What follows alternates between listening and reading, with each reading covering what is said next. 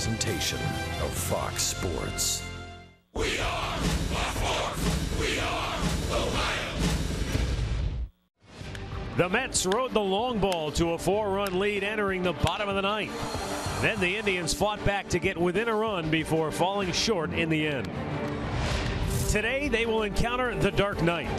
Mets opening day starter Matt Harvey in the shadows of Progressive Field. Josh Tomlin makes his long-awaited season debut next on Sports Time Ohio.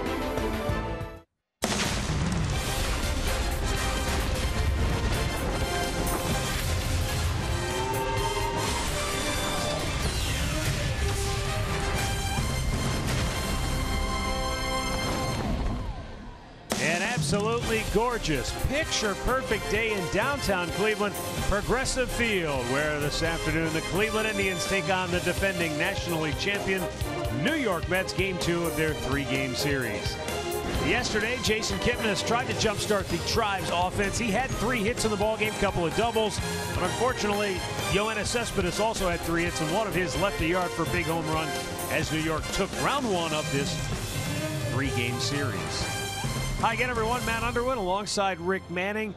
Not surprising that Yoenis Cespedes was in the middle of New York's offensive outburst last night. Remember, they came in a major league worst 194 team batting average, but Cespedes has always swung the bat well against the Indians. Well, they had 2 home runs as a team. They hit 4 last night, and Cespedes hit the big one to give them a 4-1 lead to right center field on a breaking ball. He's always hit well against the Tribe, and since he's been a New York Met, he has done a lot of damage to other teams. He had 3 hits last night, a triple shy of the cycle, and when you look at his 66 games played with the Mets, their record 40-26. He has 19 homers, 38 extra base hits. He's done a number. So that's the guy you do not want to beat you. If you have to, walk him, let Duda or somebody else in the lineup beat you. Cespedes has hit in 9 straight against Cleveland and has 25 career hits here at Progressive Field in 18 games played. Let's take a look at today's pitching matchup for the Indians. Josh Tomlin, you talk about having to wait around. 17 days rest since his last start, and we're going back to spring training. Yeah, and the thing you're going to have to watch for Josh today is command, because that's what he's all about. Feel. He's got to keep the ball out of the middle of the plate, because if he stays middle of the plate, a lot of times you can give up the long ball. They hit 4 yesterday, so hopefully, you know, in his career he's been very good in interleague play, 5-2, but he's going to be matched up against a tough customer. Matt Harvey, the 27-year-older, although he's off to a slow start this year, 0-2. I'll tell you what, this guy has nasty stuff, a good slider, a nice changeup, an explosive fastball. He has never faced the Indians before, but he's looking to get on the winning track for the Mets and try and get them 3 in a row, you know, when it comes into the win column. He felt like he turned the corner in that last start against Philadelphia. At one point, he did retire 10 batters in a row. We'll be back with today's first pitch between the Indians and the New York Mets, and we'll check in with Andre Knott when we come back. Cleveland Indians baseball is brought to you by W.B. Mason, the official office supplier of the Cleveland Indians. By McDonald's, I'm loving it. And by your local Toyota dealers, visit buyatoyota.com. Toyota, let's go places.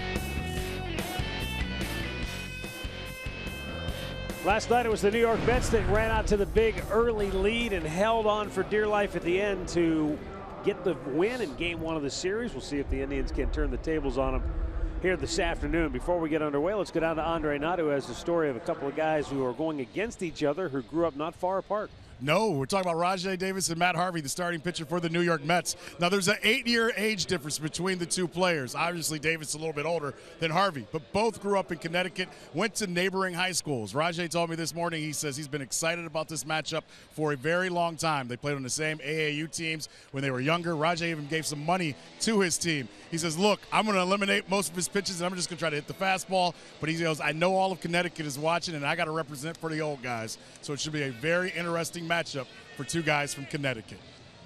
Always fun to face your homies. You know, whether you played against them or not, it's always good to compete from people back home. You have homies? Yes, we have homies. I used to. Well, Terry Francona and his club comes in 4-4 on the year, 1-2 here at home, while the New York Mets under Terry Collins a game below 500. They've won back-to-back games, and they are 2-1 away from home so far on the year. Let's take a look at the starting lineup for the Mets under Terry Collins. It'll be Curtis Granderson leading things off. David Wright in the 2-hole. Michael Conforto, who homered last night, will bat third. Yoenis Cespedes in the cleanup spot. Lucas Duda batting fifth. Neil Walker, switch hitting second baseman, will hit sixth. As Drupal Cabrera, the former Indian, batting seventh. Travis d'Arnaud will catch and bat eighth. And Alejandro De Aza will bat ninth.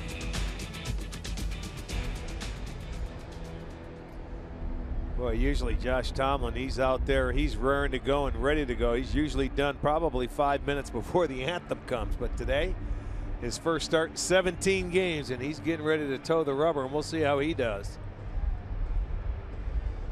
Tomlin's last start was on March 29th. Back in Goodyear, Arizona. It was against the Seattle Mariners. He pitched well. He pitched deep into the game. Actually ended up with the victory. But because of the rain, because of the early season schedule, he's had to wait a long time. But for Josh Tomlin, he's the one guy that you don't worry about in this situation. There are some pitchers, a lot of pitchers, who really lean on the regularity of the schedule, the routine. Tomlin, throughout his career, minor leagues, big leagues, doesn't matter. He just wants to pitch, just wants to put the uniform on, go out and play. So as Tomlin gets ready, we'll take a look at his numbers. He went 7-2 last year with a .302 earned run average. Just turned in a remarkable performance given everything that he's overcome. Josh is our Northern Ohio Honda starting pitcher. And you're right, 7 out of his 10 starts, he went 6 or more innings. I mean, he had a great September. He was 3-1 in that month. He pitched very well here in this ballpark, 4-1 on the year in 5 starts, a .265 earned run average. He was very tough on left-handed hitters last year. Lefties hit just 156 off him.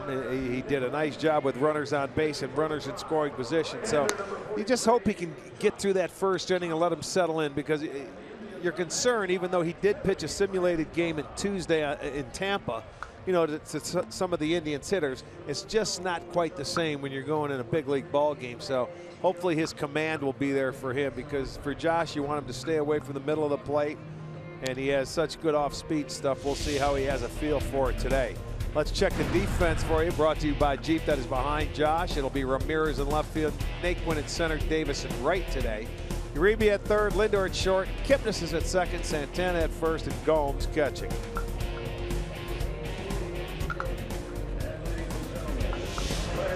Dan Isanya has the plate this afternoon. Bob Davidson, veteran umpire, at first base. Lance Barrett at second. The crew chief, Dale Scott, down at third. We are ready to go. Bathed in sunshine in downtown Cleveland here this afternoon. Wind, though, is coming in off the lake out of the north, so that's going to keep it rather chilly. Well, it's a little stronger than it was yesterday or last night. And it will knock fly balls down, hit to right and right center. Here we go as Tomlin fires, and the first pitch is a little low, ball one.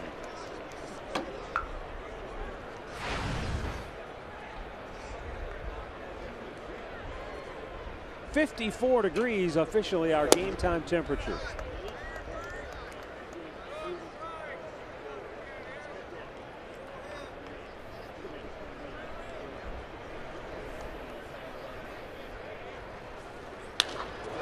Granderson jumps on the 2-0 pitch and drives it to deep right field. Davis looking up, and it's gone. Curtis Granderson starts the game with a solo home run, and the Mets homer binge continues in Cleveland. Yeah, they had a first-inning home run last night from Conforto, and Curtis Granderson gets his first of the year. Let's look at the location. You can see it's a belt-high fastball down the middle. That wind tried to keep it in. It's just over the glove of Davis in right field, and that ball was hit much better than that. That wind knocked it down a little bit, but the Mets will play from in front, so they get their 5th home run in the series. Boy, Davis wasn't much more than a foot away from robbing that ball from Granderson. Now David Wright, he swings and foul tips it into the glove of Gomes for strike 1. Boy, that'll wake you up in a hurry if you're Josh Tomlin. A little bit low. That wind kept pushing it down, knocking it down. Davis goes up. He was trying to snatch it back. Could not do it. A little upset with himself. Maybe he ran into, when he jumped, he might have jumped into the wall and stopped him from really getting up over.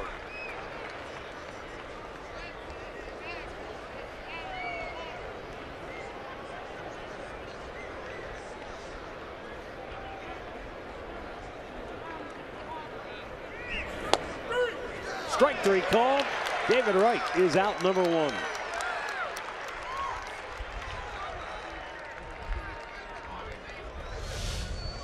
Keys to the game brought to you by Wayside Furniture. Keep them in the park. Well, I should have used that before the game, before the first hitter.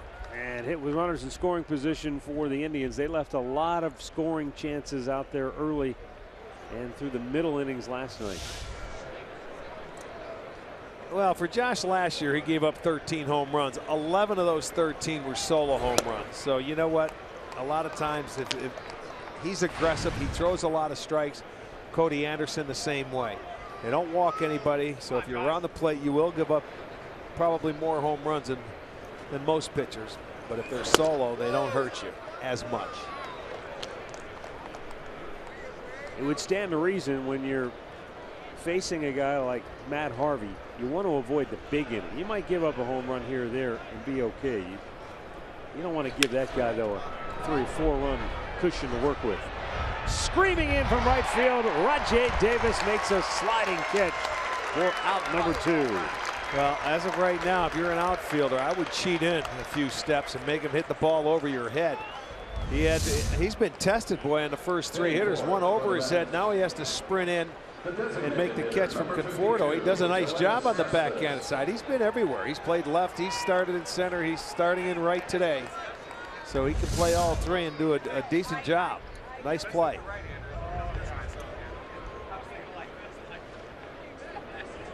Now Yoenis Cespedes. 3 for 5, a triple shy of the cycle last night. Both he and Alejandro De Aza had a single, double, and a homer last night.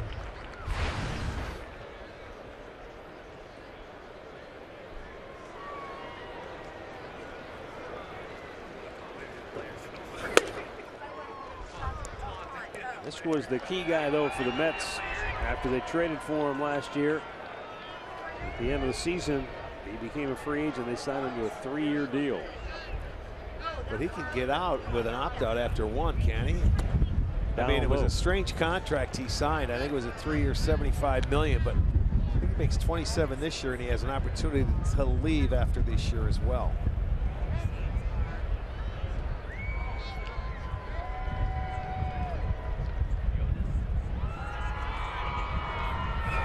Wait, did you say 27? He's making $27 million this year? Well, they wanted him back. I mean, you know, once they traded for him, they took off. He gave them the spark they needed. They got to the World Series. Swing and a miss. Tomlin strikes him out. And after the Granderson leadoff homer, Tomlin goes 1-2-3. But the Mets will play from in front. The Indians are coming to bat.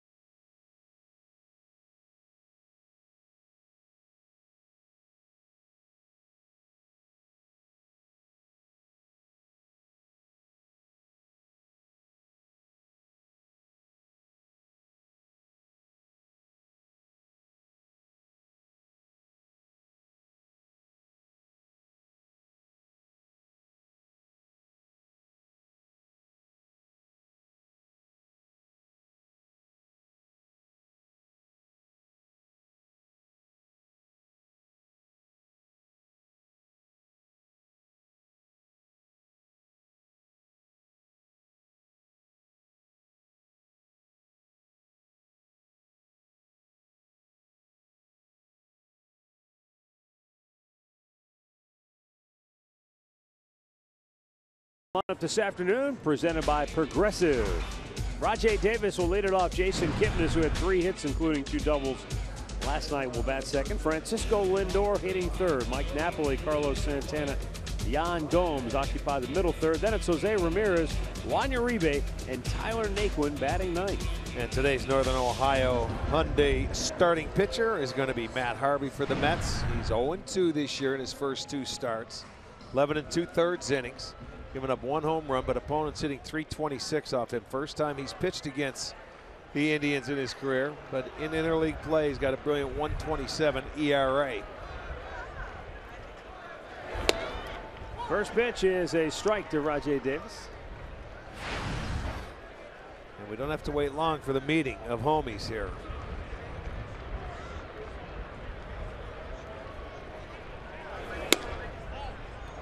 Just a bit outside 1-1.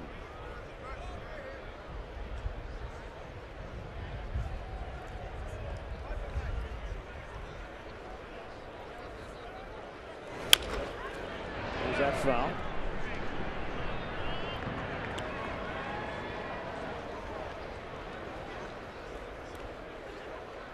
Matt Harvey graduated from Fitch Senior High School in Connecticut.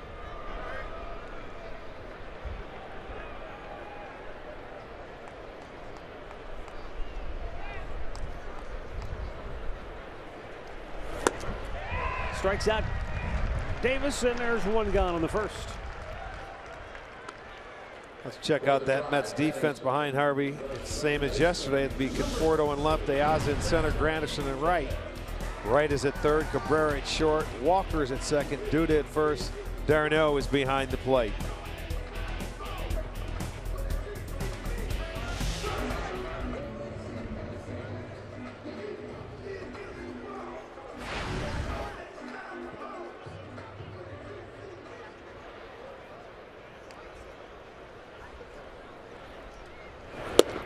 Jason Kipnis looks at a low fastball for a strike. During his senior year in high school, Matt Harvey struck out 112 batters in 54 innings. Nice curveball there. And for that, he was named the Player of the Year for Connecticut. Went to North Carolina. Passed up an opportunity to play for the Angels when they drafted him in the 3rd round. Strikes out Kipnis with a high fastball. Back-to-back Ks to start the afternoon. Elevated that fastball. And I'll tell you what, with a 4 o'clock start, it's not going to get much easier because I can see the shadows starting to creep in a little bit, but you can see it's above the belt, tough to catch up to. There you'll see it from behind. We saw it from in front. It's not easy any way you look at it. So 2 up, 2 down on the strikeout pitch from Harvey.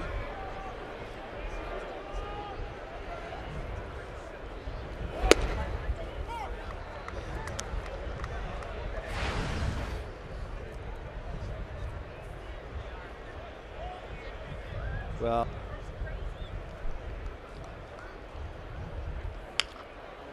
fouled back by Francisco Lindor, and he's quickly in the hole, 0-2.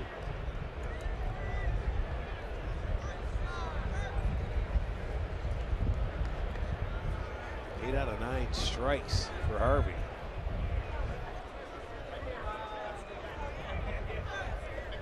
A 2-strike pitch. Ooh. Strikes out the side to start the afternoon. And the Mets lead it 1-0 after an inning.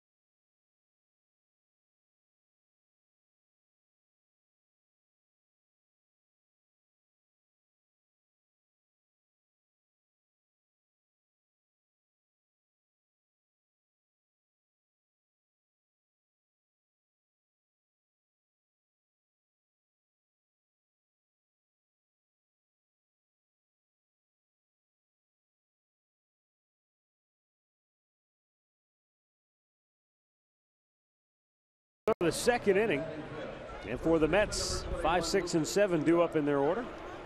Lucas Duda will lead it off.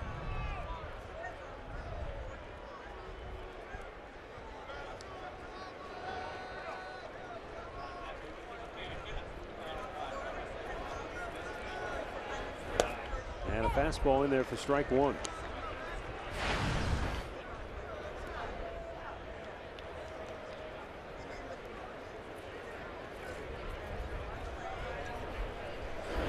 Thirty-one-year-old Josh Tomlin from Tyler, Texas. And we take a look at our stat of the game, brought to you by Buick. Multi-home run games. He's there with Delgado and Kingman and some of the big names with the Mets. Frank Thomas, the old Frank Thomas, not the one you may be thinking about. Bobby Bonilla 5 times. But this is a guy right now, and he may have some power, and he may get hot. But this is the guy I would make beat you when you're pitching to Cespedes in front of him. Diving stop by Lindor. And from the outfield, Grass throws him out. Well done. Nice play. Diving to his left. They overshift on him. Granderson and Walker, the 3 left-handers in the lineup. And it certainly pays dividends right here because it looked like it was into right field for a base hit. And Lindor makes a diving stop in the grass, popped up quickly and throws him out for out number 1. And that will bring up Neil Walker.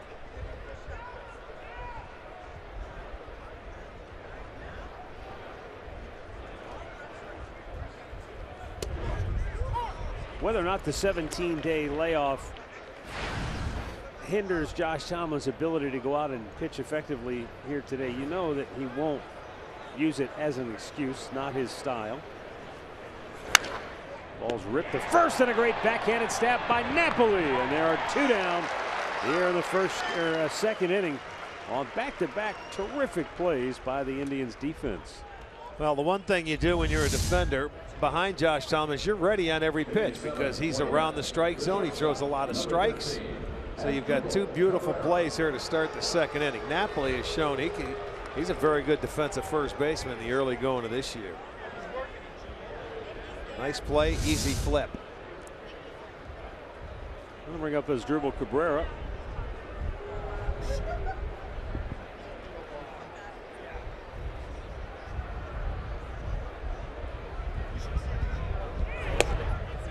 He takes outside for ball 1. Cabrera doubled in the ballgame last night, lost an RBI on a replay challenge by the Indians.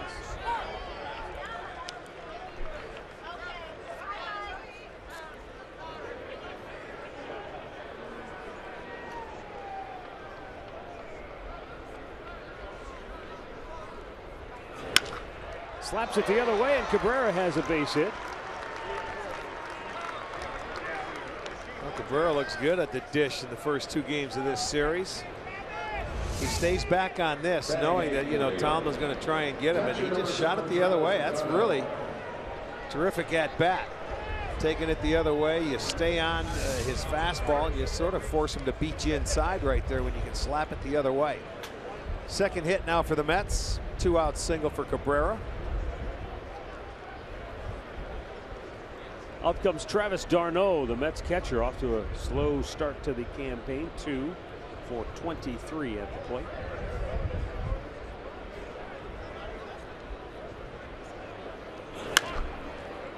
Fouls and out of play.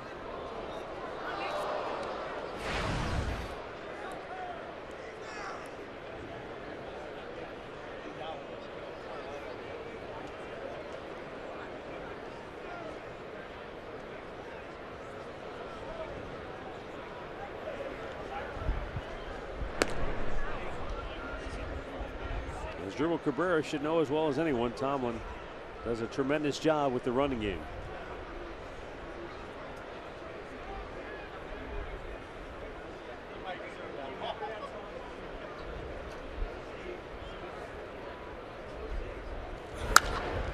Out of play to the right. Not that Cabrera is a base stealer, but you do wonder playing behind Tomlin for a number of years, if he picked up anything. I would love to see him try to steal, because with Gomes behind the plate, the quick release, and the job that Tomlin does holding runners on, I don't think he has much of a chance. Because he pays attention to you. He keeps you close. He'll throw over there a number of times. Not only, guys don't even try to steal off of him anymore.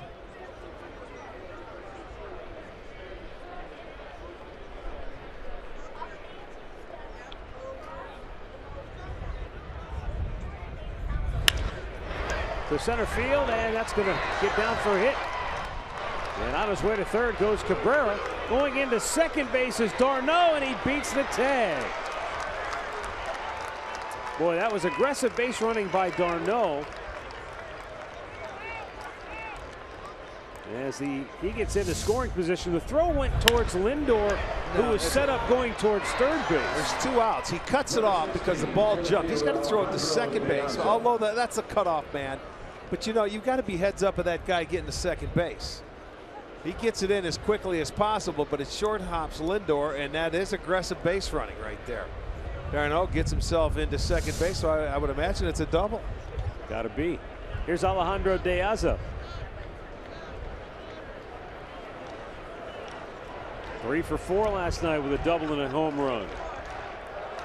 That double by d'Arnaud was on an 0-2 pitch.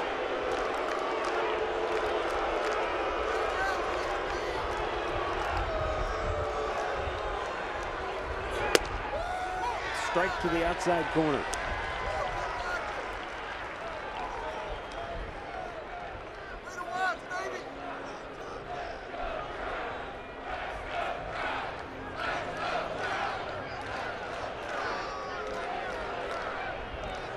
Tomlin deals, and Diaz checks on a close pitch, and it's 1-1.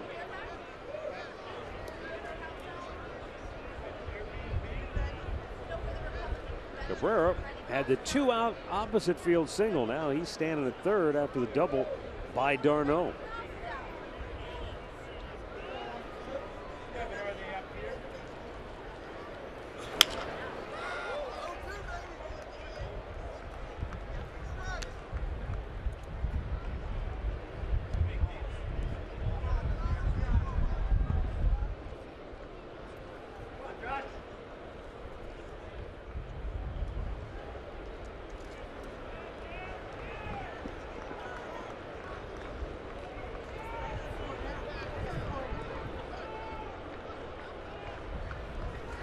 And he got him to go chase the curveball. Gomes will have to flip it to first. He does, and the inning is over. Tomlin gets his third strikeout, and the Mets strand a pair in scoring position.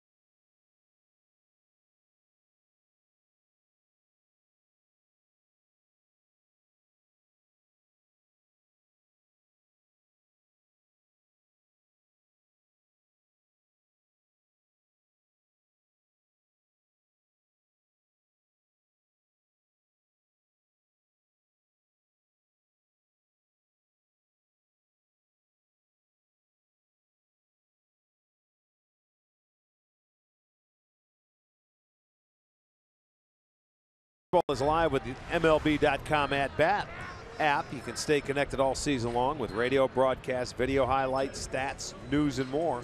Download MLB.com at-bat, the #1 app for live baseball on your smartphone and tablet.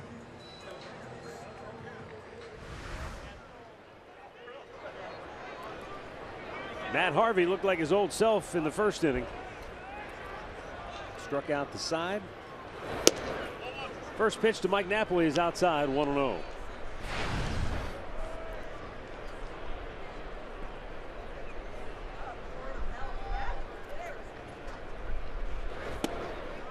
After the Mets made Matt Harvey the 7th overall pick in the 2010 draft, they didn't have to wait long for him to get to the big leagues. 2 years later, he pitched 10 games for the Mets, went 3-5 with a 2.73 ERA. And then the following year in 26 starts, he was 9-5 with a 2.27 ERA. And all of a sudden, New York realized they had something special. But then, disaster. Tommy John surgery, which wiped out the entire 2014 campaign. Well, it gets a lot of pitchers, doesn't it? But he came back, Rick. Boy, last year, did he come back? 29 starts. That's the big thing. He made all 29 starts, 13-8. But a 2.71 ERA. That's comeback player of the year. Yeah, 188 punch outs in 189 innings. Well, it's just a matter, it takes time when you're supposedly the ace of the staff, but they didn't realize they have a couple other guys there too. Whew. You know, that can step right behind Harvey. Syndergaard, DeGrom. This young left-hander we're going to see tomorrow. Steven Matz is, has a great arm. He's from the left side.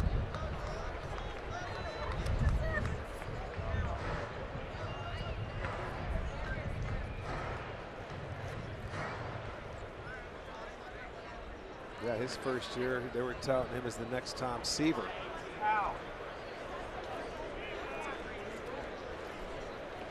That's tough to live up to. I mean, come on.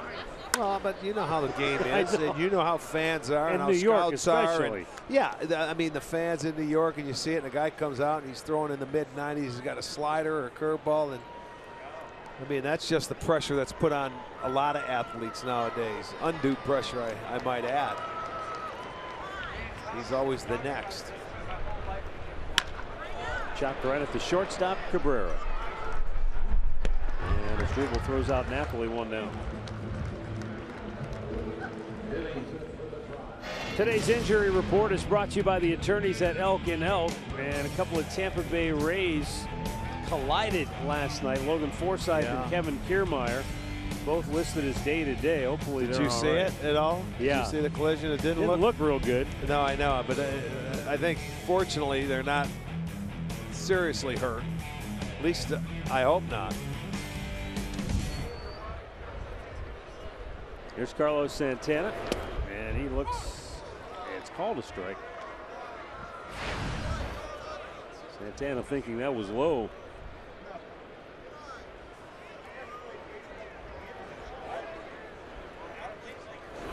He's going to try to beat the shift with a bunt, but pulls it back as Asdrubal Cabrera was playing deep at shortstop with no third baseman. The third baseman right's over on the right side of the infield.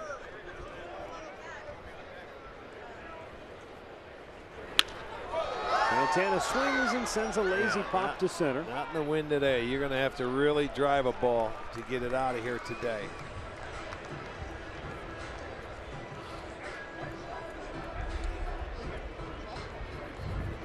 And with 2 away, Yan Gomes will be the batter.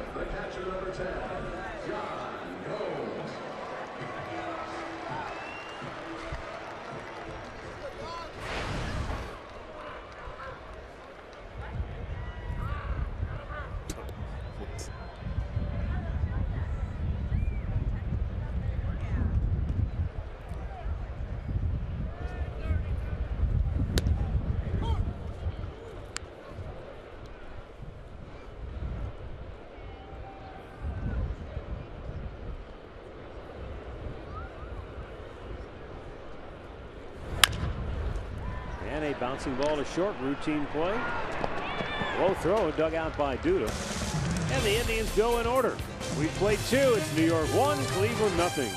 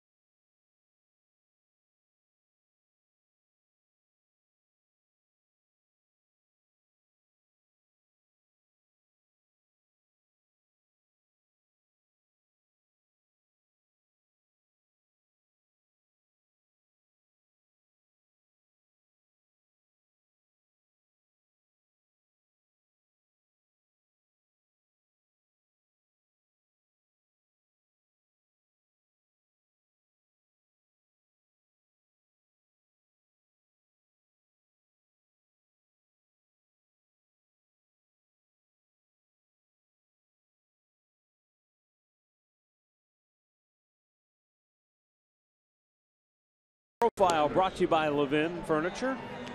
And Josh Tomlin, after an Indians loss last year, 6 times took the hill. Nice. And went 6-0 with a 2.50 ERA. Yeah, you can't do any better than that. You'd like to see him do that again with a loss last night. Keep it right there. That's a nice, I like that number.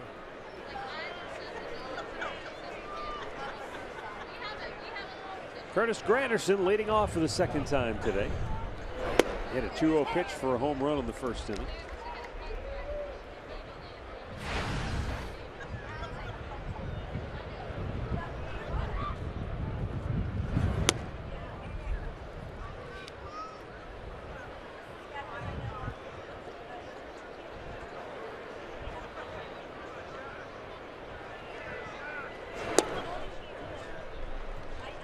For at least the time being, the light pole shadow has Josh Tomlin completely in the shade. Granderson cuts and misses. It's 2-2. So the ball comes out of his hands kind of dark, and then all of a sudden, yeah, it bursts into the sunlight. That's the 4 o'clock start. It's early and late here. And then just before home plate, there's another shadow path. You know, I think that the shadows are like that in almost every ballpark when you start the games at 4 o'clock. Sure, you know what I mean? I would think so. Yeah, it's pretty much the same no matter where you go. It's not easy to see. Kipnis from the outfield grass with that shift on takes care of Granderson, 1 away. Well, 2016 season tickets are still available. They include 8 different plans, and when you buy a prorated 20-game plan, you'll get up to 12 games for free. Just visit Indians.com season tickets for more details.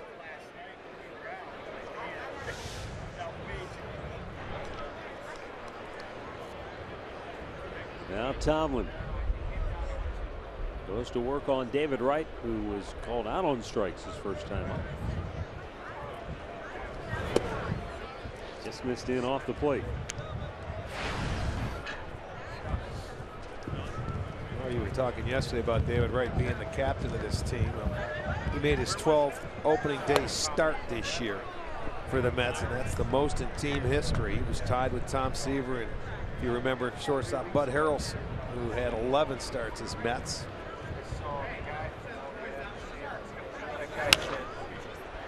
Pops that up foul. Right out of play.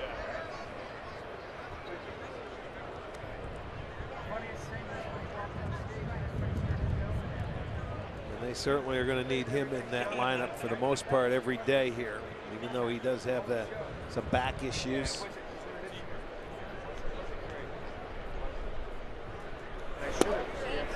Just missed low, 3-1.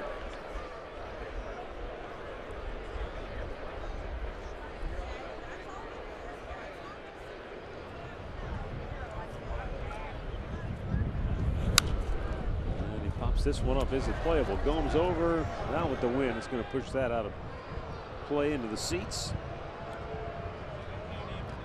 And a full count. Well, a lot of Mets fans at the ballpark as well. So I'm driving in on 90 coming up from upstate New York today.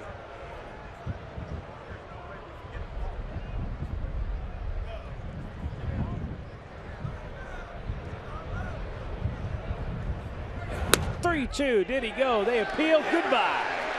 Bob Davidson punches him out. Strikeout number 4 for Josh Tomlin. And there are 2 down in the inning. Yeah, it certainly looked like he went. Let's check it out and make this our Circle K strikeout. It's a high, looked like cutter, but he didn't hold up. There's the side view.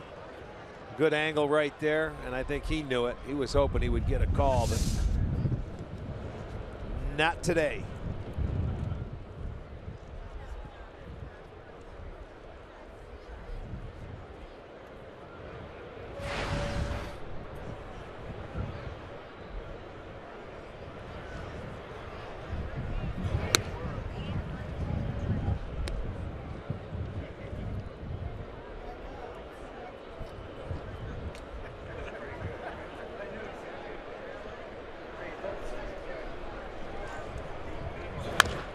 Pulls that foul.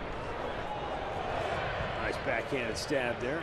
Now, in the Buffalo Niagara Falls area, would it be a pocket for the Mets? Yankees. But more Yankees. But when we left Buffalo, the Mets moved their AAA team in there, so I'm sure they helped grow. Yeah, because they got to know a lot of the young players moving up. So I would say it's split, but into the corner. That's extra bases. Davis will dig it out, but Michael Conforto has a 2-out double. I would still say predominantly Yankees, but. And the Mets, of course, moved to AAA farm, but they're now in Las Vegas. Yeah. All right, let's go down to Andre. You know, talking about Michael Conforto, yesterday before the game, Terry Collins moved him into the 3-hole, and he was asked why would he do that. You know, the New York media has been all over him about their offense. He goes, well, it worked in the World Series. Why wouldn't it work now? Today in the New York papers, he looks like a genius after the home run last night and another hit today. It just tells you a couple hits can change how the media and everyone else looks at you when you're the manager of a team in New York. Well, that's a tough town to work in. If you start paying attention to the media, they'll run you out of town. Well, we'll talk more about the New York media when Matt Harvey comes back out the pitch, because what they did to him is, I don't know. I don't want to get started. Let's wait. Here's Yoenis Cespedes, who struck out his first time up. Pops one right back to us, just below. A little short. You had a good jump on that shot. one. I will give you that. We will get one in this new booth this year. Absolutely. No doubt, because we're off center, you know, and it's going to be off the right-hander's bat, too.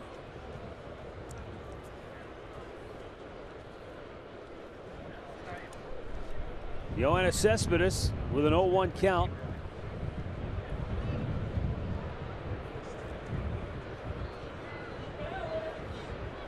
Mets have made a lot of noise already in the series with 2 outs. Threw it by him. It's 0-2. They had back-to-back 2-out hits in the second inning. Now the 2-out double here in the third by Conforto. So 9 for 21 with 2 outs in the series.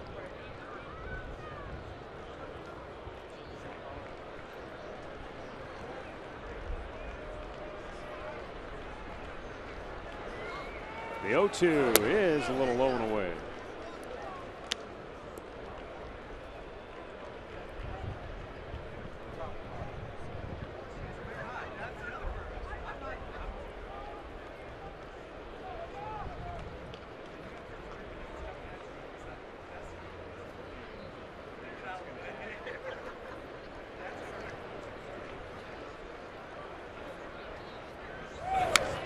Right back to the screen.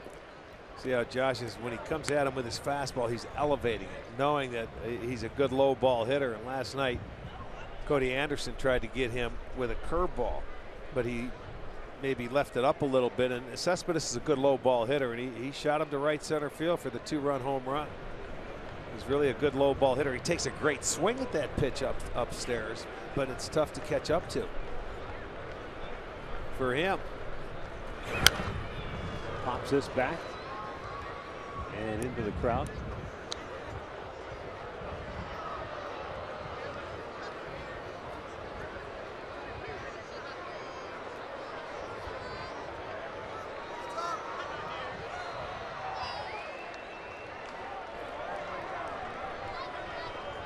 One nothing Mets. Were in the third. Runner at second base with 2 down.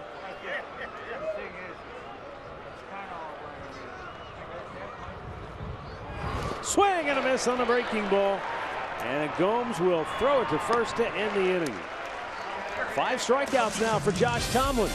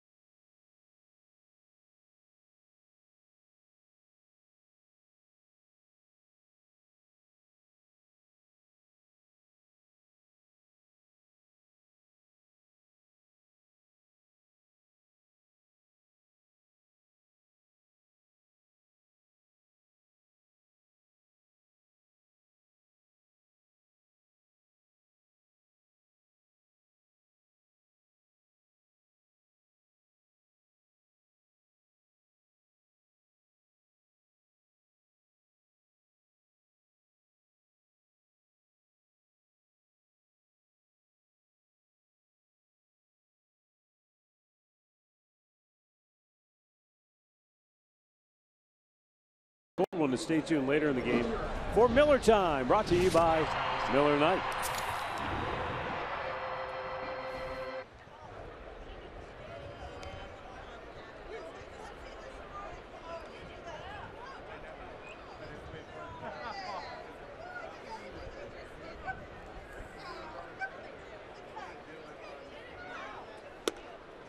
Jose Ramirez leading off, takes a strike.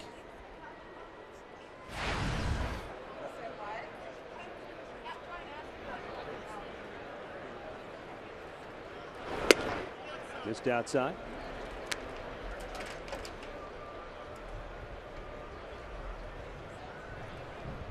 So far to this point, it's been 6 up, 6 down for Harvey, and 19 of his 25 pitches for strikes.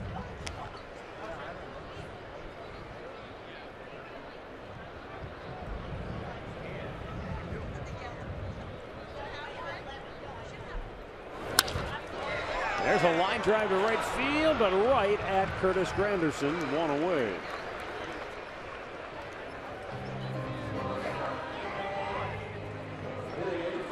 So by now you may have heard, maybe you haven't, but towards the end of spring training, Matt Harvey missed a small amount of time.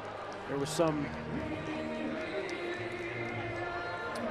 they didn't come right out and say, but he had a medical issue that they had to get taken care of. And then he came to the clubhouse the next day and met with reporters and told them that he had a blood clot in his bladder that had to be taken care of. Popped up, foul ground. First baseman Lucas Duda will make the catch, 2 down. And in being just forthright and you know, talking to the media, he said, the doctors believe it was caused because he wasn't going to the restroom enough. He was holding it in too long, and they think that's what caused the clot. And, you know, so I don't know. Maybe it's just something about the New York tabloids. They took that and ran with it and sort of poked fun at his condition with the headlines. And hey, guess what? He didn't like it. He was upset about it, so he didn't talk to the media for about a week to 10 days. Yeah, and they got upset. And then they took more shots at him. Well, then he should talk to him the rest of the year, see if they like it. Like you were saying before, though, the point is, you can't win. Yeah, it's a tough place to play. Yeah, I mean, you could be spectacular and do everything right, you can still lose. So, you know, he can very politely just say, I choose not to talk to you guys if he wants. In comes De Aza, and boy, I tell you what, Matt Harvey looking very sharp here today. 9 up, 9 down through 3, 1-0 New York.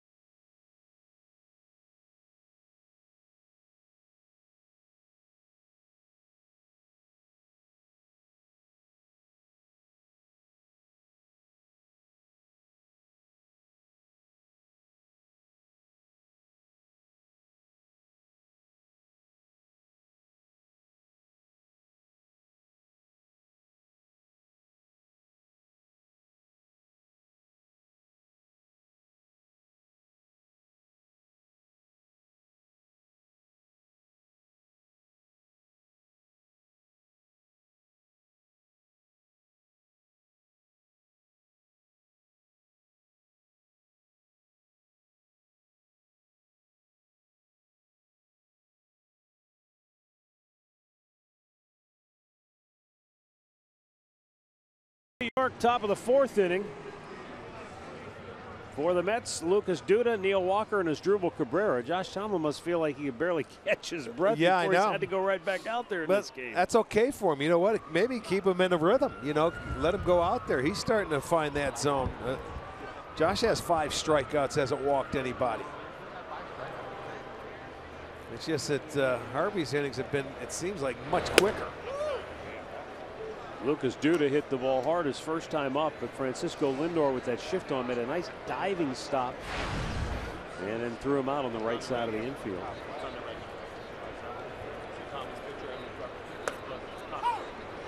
Tomlin finds the outside part of the zone to even the count.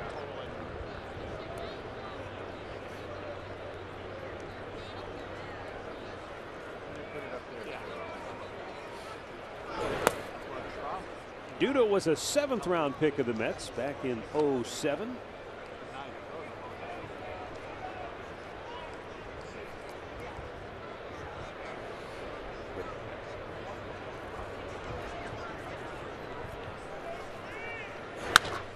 Sends a sky high pop to center. Naquin, who was in playing shallow, has to come in even further to make the catch. No way. The $13 district ticket presented by Sports Time Ohio is back. Hey, includes your first drink. All you got to do is get some friends, catch the game from the corner or the new drink rails in left field. District tickets are available only online at Indians.com/district tickets.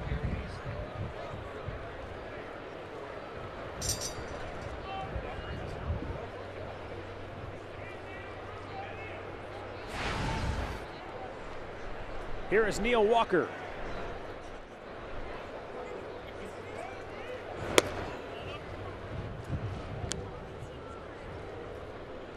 whole story there, but you have to believe that the Pirates were maybe just kind of desperate for a starting pitcher, a left-handed starter. No, I don't think they wanted to pay Walker what he felt he was worth. Or was it money? Yeah, you think that's that was more? yeah. That from what I heard, that's what it was. I mean, he's born and raised in Pittsburgh, that's lifelong right. He Pirates didn't want to fan. leave. Yeah. You know, he didn't want to leave, but he wanted to, to be treated fairly, and that didn't happen. So, he had to move on. And sometimes that happens in the game. You want to talk about hometown discount and things like that, but he did everything he had to do in Pittsburgh, and he was a really good player for him. Fit into that organization very well. And it tells you something about the depth that the Mets have in the pitching department, that they could trade a guy like Nice. And you hope that's one of those trades that works out well for both teams. Because Murphy ended up signing. He left New York and went and signed with Washington. Catch made in left field. Neil Walker retired, 2 down. Now stepping in for the Mets, number 13, Asdrubal Cabrera. Well, Asdrubal Cabrera had an opposite field single his first time up.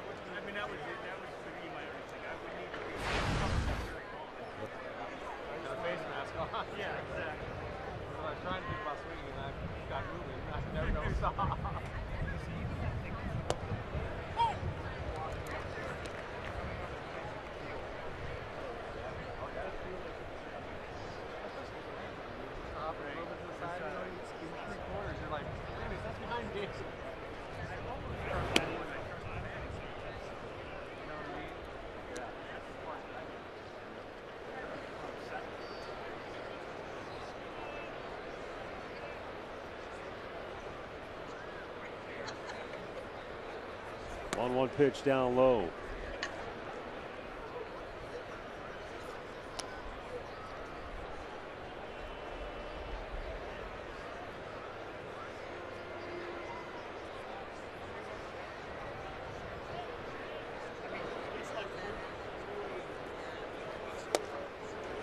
And Asdrubal Cabrera taking all the way in there for a strike.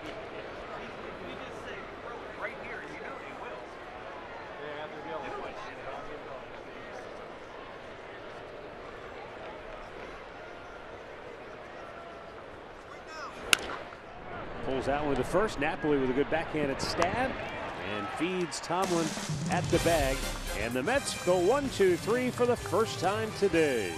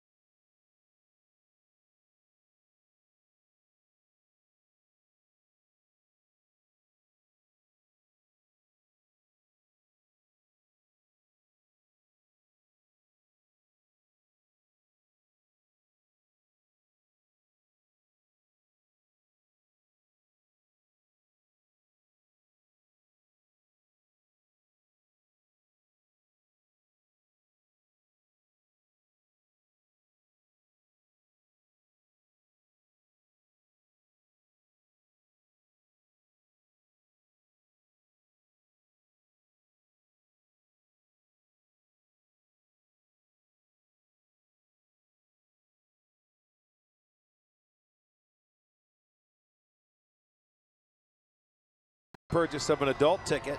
They are located in the family deck out here at Progressive Field and are only available at Indians.com/kids tickets.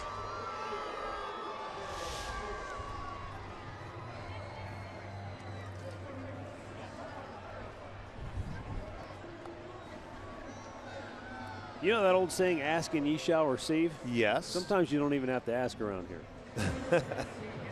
Tommy Bowe tells us that Matt Harvey's been on the mound for 4 minutes in the first inning, 5 minutes in the second inning, and 4 minutes in the third inning. Wow. So Josh Tomlin has not had a lot of time in the dugout. No doubt. Tommy, we'll have to give you a water for that one. Give him a credit. Your account has been credited. Go ahead, you get 1 slash. Davis out front pulls it foul. Matt Harvey started the game by striking out Rajai Davis, Jason Kipnis, and Francisco Lindor. Yeah, he didn't mess around. And then he got ground ball, fly ball, ground ball in the second inning.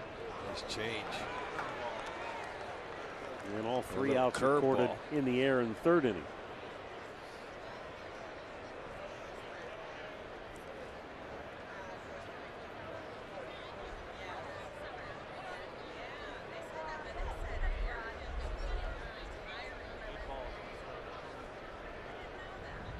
Here's the 1-2.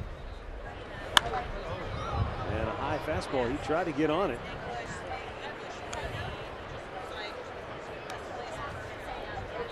So far in Harvey's first 2 starts.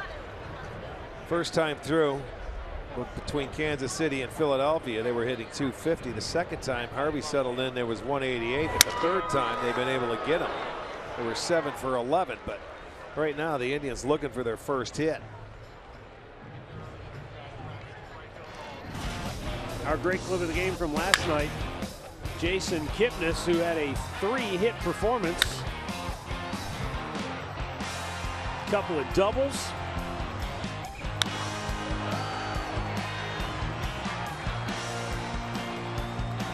Came into today batting .310 with 4 runs driven in.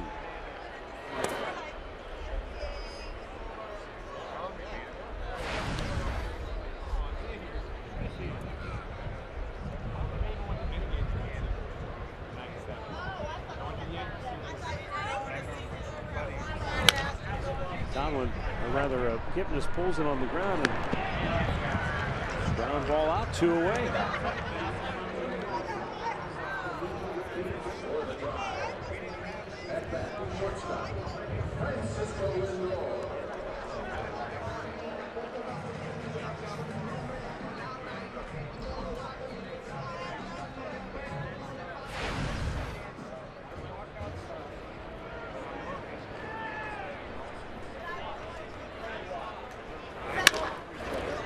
Back up the middle, cut off by Asdrubal Cabrera, and he throws out his counterpart to end the inning. 12 up, 12 down for Matt Harvey and the Mets. It remains a 1-0 New York lead.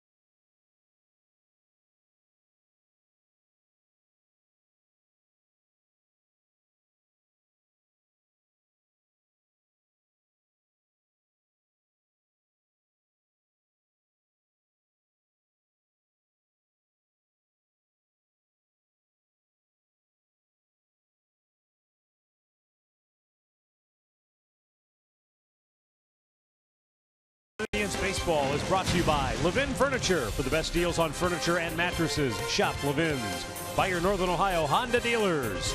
By the Cleveland Clinic. Access anytime, anywhere. And by T-Mobile. Get Major League coverage. T-Mobile has doubled its 4G LTE in the last year.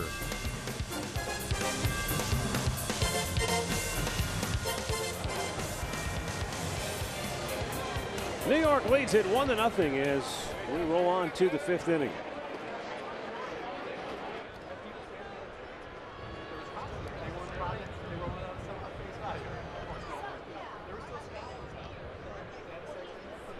Josh Tomlin will face Travis d'Arnaud and then Alejandro De Aza. d'Arnaud, shallow left. In comes Ramirez to grab it, one away.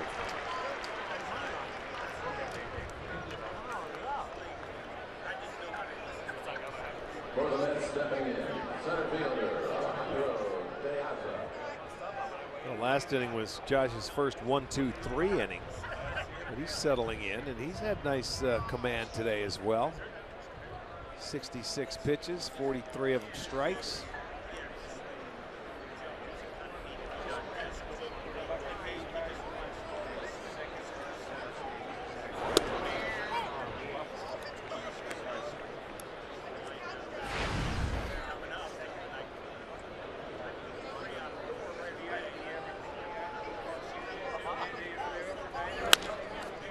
Behind the bag, Napoli takes it himself. And there are 2 down here in the 5th inning. In-game recap brought to you by your local Toyota dealers. On a 2-0 pitch, Curtis Granderson started the game with a home run just beyond the reach of a leaping Rajay Davis. Just cleared the fence. His 36th career leadoff home run. And that's been it. Yeah, that's true. The Mets have had 3 hits after that, but no damage. The Indians, no hits to this point, so it's been a quiet game. The leadoff hitter, and that's about it.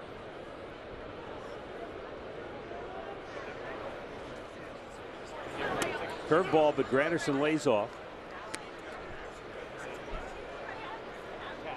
This is a guy they were tracking last year, never really swung at any first pitches. He makes you work, makes you get in the zone, so it doesn't surprise me that 2-0 pitch he was able to get after. Turns on that fastball. Might have been a cutter.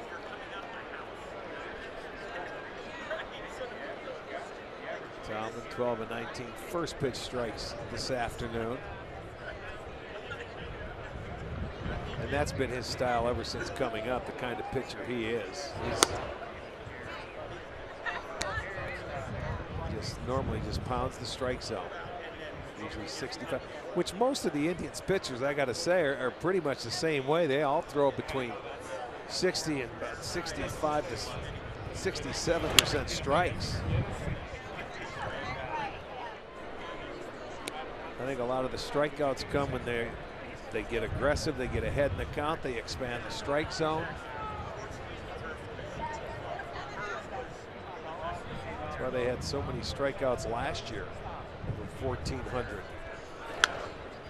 Back out of play.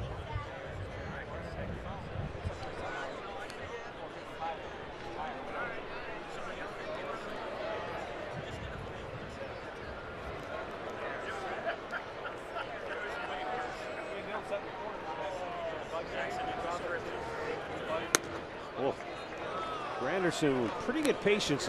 He was just about ready to pull the trigger and then was able to hold himself Yeah, back. he's got a very good eye up there. He knows the strike zone very well. Payoff pitch. Strike 3 called as Tomlin paints the outside corner with a perfect pitch. He gets his 6th strikeout of the afternoon. It remains a 1-0 Mets lead.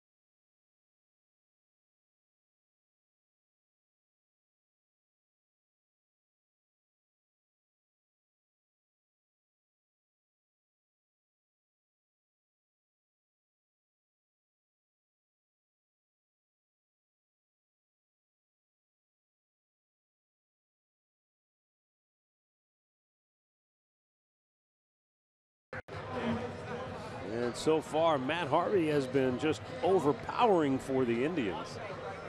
Mike Napoli going to lead it off. Well, he struck out the side in the first. That set the tempo, and then he has 8 outs on 3 pitches or less. So it's 2. You know, he had a couple of those strikeouts on 3 pitches. He didn't mess around. This is going to be his 40th pitch of the game, and we're in the 5th inning. I know. That's rare that you see that anymore.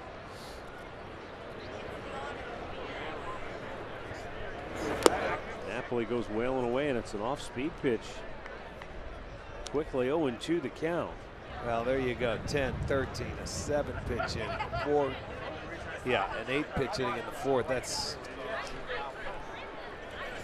And this is a guy that can strike you out, and I can see the Indians hitters. They got to try and get up there and not let him get to 2 strikes.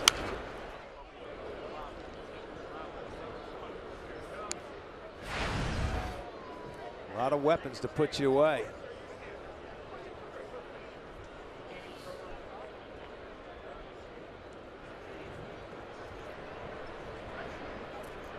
Yeah, we saw a veteran do it a little differently last night at Bartolo Colon.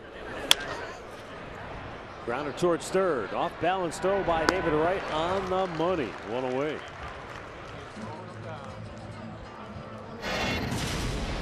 But Matt Harvey is, you know, he's mixed his pitches very well.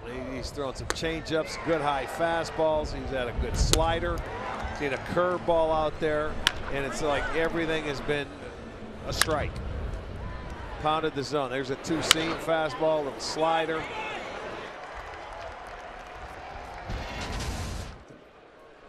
A lot of ground balls.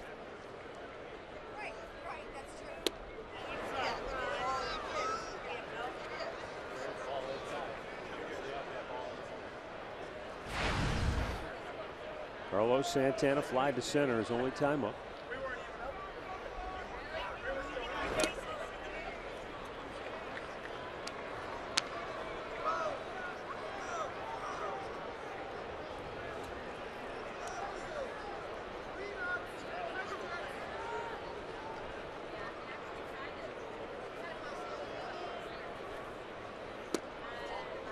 Fastball missed just inside.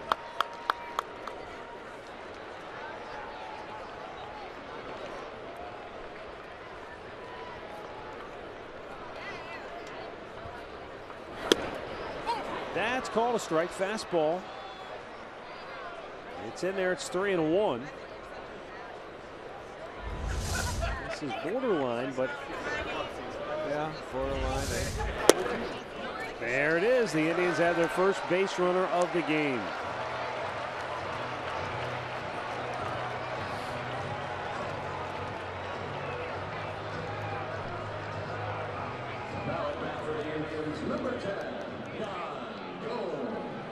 It will bring up Yan Gomes, who grounded out his only time up in the 2nd inning.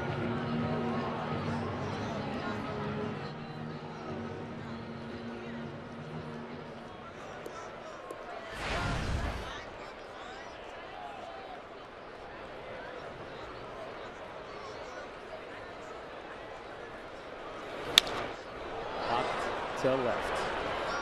In comes Conforto, and Diaz, the center fielder, calls him off and makes the catch. 2 away. April in Ohio continues tomorrow afternoon right here when the Tribe wraps up this series with the Mets. Alan Jensen will lead it off at 12:30. We'll have the first pitch at 1 right here on Sports Time Ohio. April in the OH, presented by Meyer. 2 down for Jose Ramirez.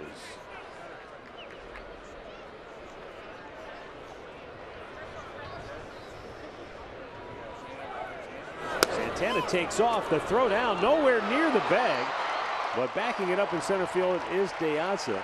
But Santana now in scoring position with his first steal of the year. Well, I like that because, you know, they do not think he's going to run. You know, you can go over him when he's on base all the time you want, and they're not going to say, hey, keep your eye on Santana stealing. And it's 2 outs, nobody on. Get yourself in scoring position. Now a base hit can tie the game. I love it. And Jose Ramirez has that short swing.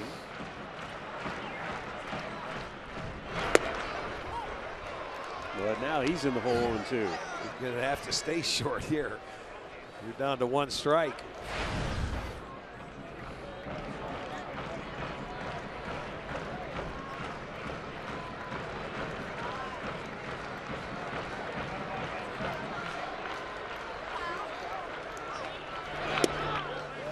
Didn't miss by much. 1 ball, 2 strikes.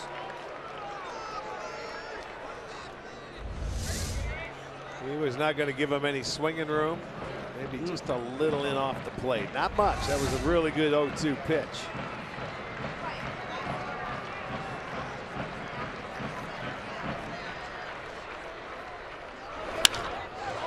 To deep center field.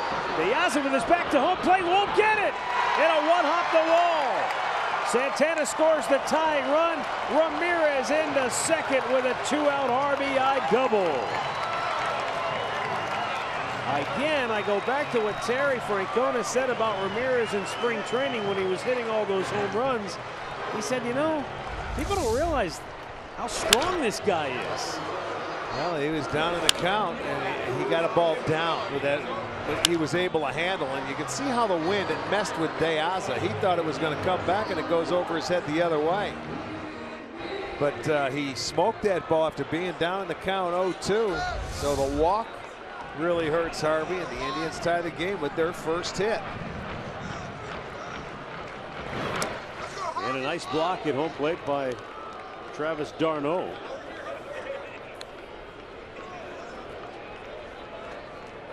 For Jose Ramirez, all 3 of his RBIs have come with 2 outs this year. He has been a clutch performer so far.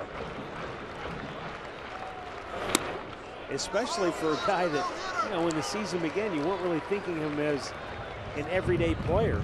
But that's exactly what he's been. He's just moved around in some instances. Never really played much outfield, but he's been primarily an outfielder so far this year in Michael Brantley's absence. Well, that's what I was thinking. You need Michael Brantley back. Minor Uribe. He lines it into left field, a base hit. Conforto cuts it off, but he won't get Ramirez. He scores, and the Indians take the lead. Uribe delivers the 2-out RBI single to left. And just like that, the Indians, who didn't have a base runner before this inning, have back-to-back 2-out RBI hits here in the 5th. And Uribe picked on a low fastball from Harvey, and the 2-out clutch hitting. Those are the hits you need as an offense. It really picks you up. And when you can get one of them, it takes a lot of the pressure off the other guys. So after the walk and a stolen base, a big hit by Ramirez, Uribe comes back. A 2-out Lightning here, and it's 2-1 Tribe. Tyler Naquin takes a strike. He flied out to center his only time up.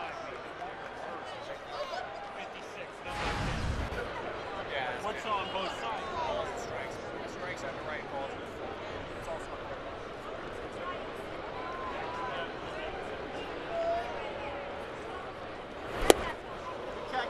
Swings through it, and it's 0-2.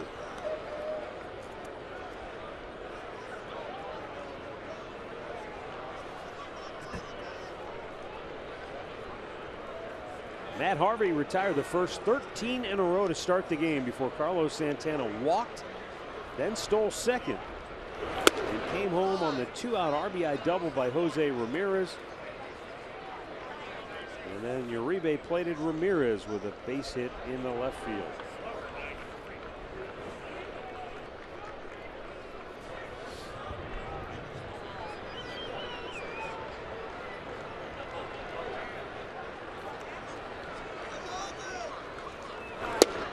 Naquin down on strikes to end the inning. But quite a turn of events for the Tribe here in the 5th. A pair of 2-out RBI knocks, and the Indians lead it 2-1.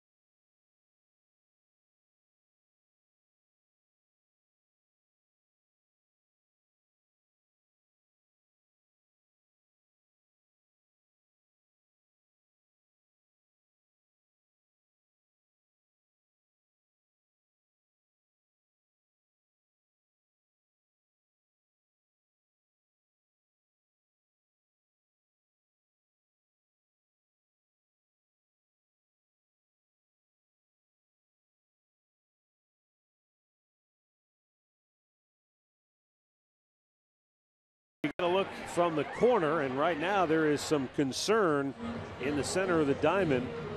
Josh Tomlin was in the midst of his warm-up pitches. Something didn't look real good. James Quinlan, the Indians' head athletic trainer, out there with Terry Francona. I like the fact that Josh is smiling, because that would indicate that there's nothing seriously wrong. But Terry will be the judge. And he's going to pull the plug on Tomlin. Well, maybe because it's been 17 days ago since his last outing, but you certainly hate to see this. Well, let's see. I did not see it. I didn't see it, but let's take a look, and I'm sure we can.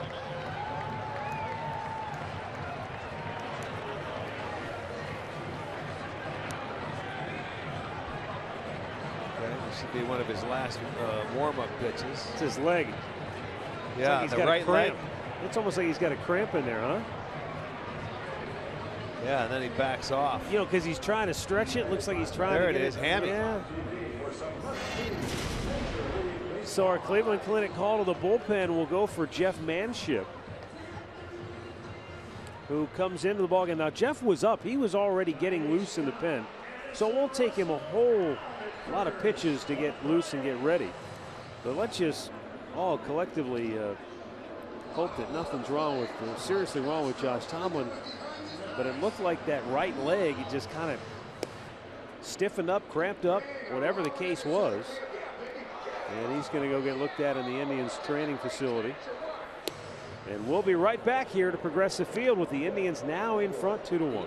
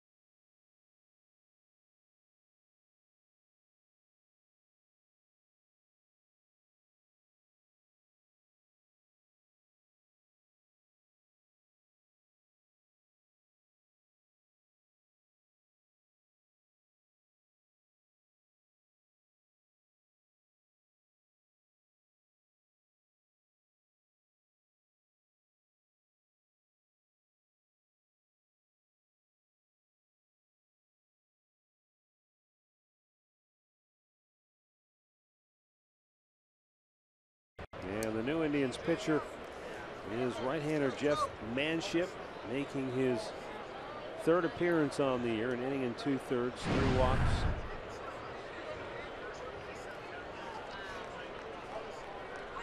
Three walks, no strikeouts to this point. He's got David Wright, Michael Conforto, and Yoenis Cespedes.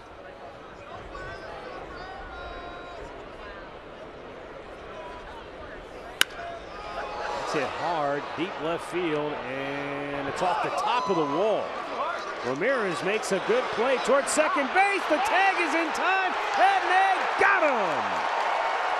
David Wright erased, trying to stretch it into a double on a terrific play by Jose Ramirez. The neophyte left fielder made a terrific play off the wall and a good throw to second base. I think Wright thought he had a home run coming out of the batter's box. He never kicked it in gear till about halfway to first base. And the throw from left field by Ramirez right on the money. And boy, that fired up Lindor. Nice short hop pick by Kipnis, and it had him by plenty. So a really nice play there. I don't think he was really busting it out of the batter's box. I thought he might have thought that was a home run.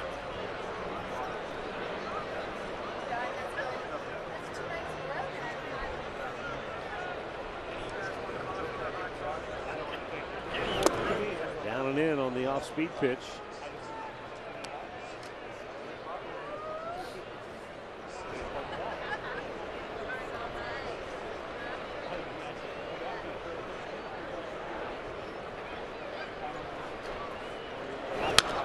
And Conforto sends that back into the seats. Off the bat, you can see it. No, he was watched. That's okay. That's not bad. I thought he might have had a home run, but that's just a flat out a good play by Ramirez to get the ball off the wall and throw it in. Going to be a tough play for Kipnis. Long throw, and Napoli holds the bag. 2 away. Oh, terrific. And again, this is one of those odd plays that with the shift, you don't get a lot of practice on making this throw if you're Jason Kipnis. No, you do not. He's ranging to his left. On the move, he's got to spin and make the throw. And Napoli just does keep his toe on the base and able to catch the ball. So a nice play all the way around by both Kipnis and Napoli. So a couple of defensive gems to start this 6th for Cleveland, after they just took a 2-1 lead and watched Josh Tomlin have to leave the game with a left leg issue. I don't think it was an injury so much as maybe just a cramp. We'll have to wait and see the official word. Lindor throws out Cespedes, and we'll go to the bottom of the 6th with the Indians up 1.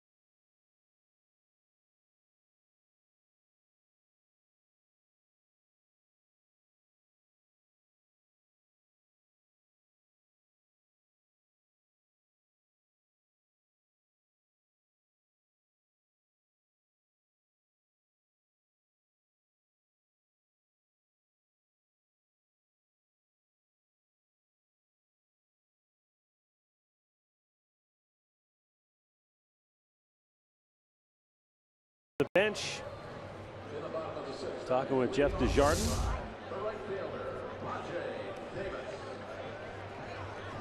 That's the last pitch that Josh threw. You can see him kind of kicking that right leg. Yeah, almost kept it stiff.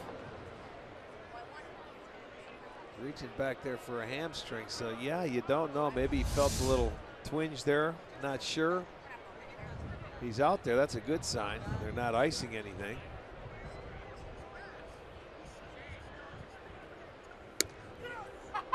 Rajai Davis leading off the home half of the 6th. Tried to bunt. Well, for Harvey, first 4 innings, he only threw 38 pitches. Last inning in the 5th, he ended up throwing 21, and that started with the walk to Santana and then some 2-out hitting by Ramirez and Uribe. I told you in his first 2 starts on the year, he's been very good through the lineup the first 2 times, and then that 3rd time through the lineup, hitters are 7 for 11 against him. So we'll see if that continues. By the mound. Yes. And it will be an infield hit for the speedy Rajai Davis. Yeah, once that ball gets past Harvey, there's no way you're going to get Davis. I don't care if he's 35 or whatever. He can still get down the line very well. And he was leaning for that pitch. You got to jump out of the box and watch. Once it gets past Harvey, you're not going to throw him out. So that was 3.8 seconds from the right side of the plate to get down the first baseline, which is outstanding.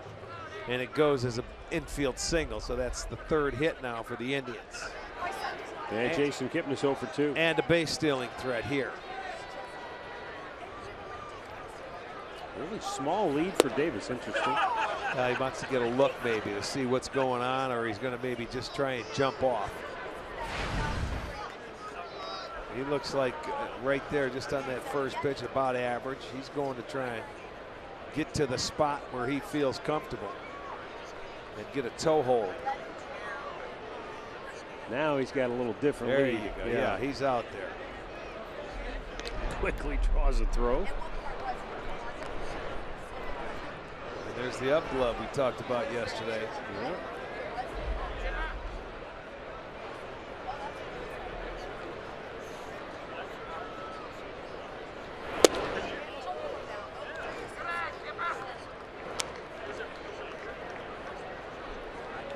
Hey, he didn't have it on last night when he was on base. But he's got it here today. As Andre told us yesterday, a little plastic protection for the fingers when you're going in head first into second base. In that hand. Just a normal batting glove on the right hand.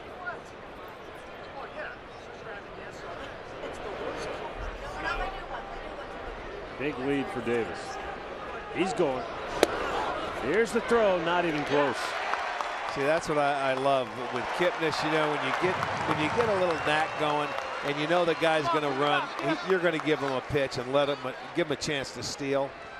And Davis now with 5 stolen bases has only been caught 1 time, and I think the only time he was caught, he was safe. But he gets the second. You see, he keeps the foot on the base, right behind Altuve now with 5 stolen bases.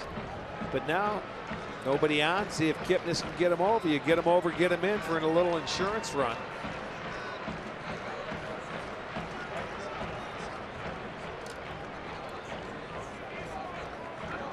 It's the second stolen base today. The Indians now with 10. They've only been caught 1 time. Santana had one earlier back in the 5th. Kipnis smacks one to the alley in left center field. That'll get out and go to the wall. Davis will score. And Jason Kipnis, with his 3rd double of the series, gives the Indians a 3-1 advantage. Really a beautiful job by Kip. Taking a fastball up and away to stay on it.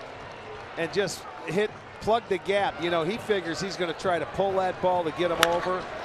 Jason Kipnis, since his 3rd double in the series, and I mean threaded the needle in left center field. Davis can trot home. So they trade positions out there in the 3rd time through. Here we go again for Matt Harvey. Indians hitters 2 for 2 now.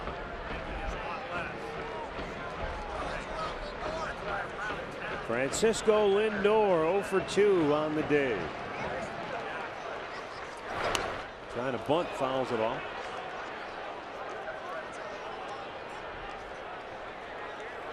Rick, watching Lindor try to bunt there, you know, maybe I'm reading too much into it, but 0 for 7 in the series just seems like he's just not comfortable right now. Maybe he feels like I just need to get him over to third base with a bunt. As a hitter, anytime, get him over any way you can. If you don't feel you can pull the ball and swing it, then bunt and get him over. I'm just thinking right now, go ahead. You're right. It's a comfort. He gets it down. All right, good bunt. He got the job done. There's certainly nothing you can say there. Except good job. Kipnis over to third base. Let's go down to Andre and talk more about Francisco. Matty, it's funny you bring up it whether Lindor is comfortable. I asked him earlier, I go, what happened to you last night? And he goes, I had a bad night. And then I started talking to him about watching video as a hitter. And he goes, I try to stay away from that. He goes, it messes me up. He goes, I don't want to see Matt Harvey punch out 16 guys. He goes, just to tell me what he does and doesn't do. And he said the last night he was so worried about Bartolo throwing a two-seamer that he got locked up on changeup. So I think right now it's the mental approach that he's getting into. But Rick, as I've told you guys, he's not into watching video. He just wants to look at scouting reports and read and go off of that, not see guys carving them up, other hitters. Yeah, everybody is different when it comes to that. You know, just because they have it don't mean you like it. I see what you're saying there with Lindor. I want to see, visualize. I mean, and you can watch all the video you want. It doesn't translate. The minute you step in that batter's box is when you start putting on your own video. When you watch how he releases the ball and how he's pitching, you just react. Everybody's different. 0-1 pitch. Napoli bangs it up the middle, beats the shift, and the Indians get another run as Kipnis scampers home from third. Mike Napoli with his 5th RBI on the year. The Indians have plated 2 more here in the 6th and lead it now 4-1. Right there is just doing your job. He broke his bat, but they had the shift on, and he got enough of it to get it through. His 2nd straight hit now with runners in scoring position, because remember, he had one last night that made him 1 for 9. He's now 2 for 10. So that's beautiful baseball right there. Davis, an infield single. He steals second. Kipnis doubled him home. They bunt him to third. They get him in. There's the insurance runs you really want. And guess what? You're at 4 now in the ball game. Carlos Santana steps in. It's probably not the first time I've seen it, but it sure looked unusual to see the shift on with the infield in. We see the shift a lot, but to see 3 infielders shifted on the left side on the cut of the grass like that, I'm not sure we see that very often. For the left side as a right-handed hitter. Normally you see it with left-handers and you'll see 3 on the right side, so it is a strange look. But pulled in too like that. Yeah, and they beat him. I mean, when you look at the shift and the way they're playing, it looks like it's top heavy over there on the left side, isn't it? It's like they're right in your living room. Yeah, I mean they are. They're very close to you, but as a hitter, that's what you love. And he didn't have to hit it very hard. The ball still gets through in the outfield because nobody was there. Oh, nice. Great heads-up play by Napoli. Absolutely.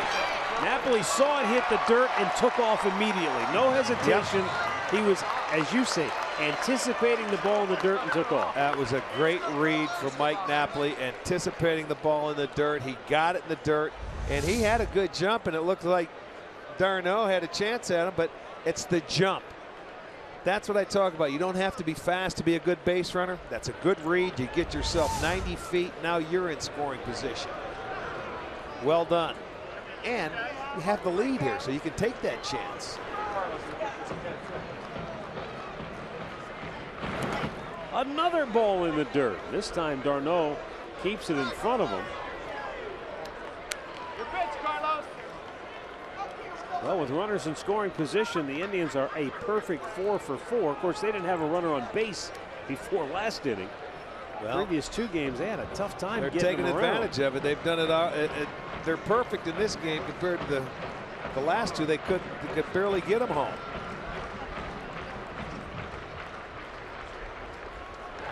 Yeah, good eye. Boy, Harvey's really struggling this 3rd time through. And Worthen's going to go out for a visit. Well, I don't know what happened, Rick, but they were 0 for their first 14 collectively against Matt Harvey today, and they're 5 for 6 since. Well, that 3rd time through the lineup. You go back to the 5th, and it was a walk to Santana that got him going, the first base runner. Okay, close pitch. He ended up stealing second base to get himself in scoring position. And then the big 2-out base hit by Ramirez. Got him on the board. And Uribe follows, hitting a low fastball. They took the lead. He was able to strike Naquin out, but you come back, you get a guy on, and they haven't made an out since. Really, they sacrificed as the only out that they've made in this inning. Here is Yan Gomes, who is 0 for 2 on the day. And he's got a base hit into right field. Napoli around third. They're going to wave him home. Granderson's throw will go to third, and the Indians are up 5-1.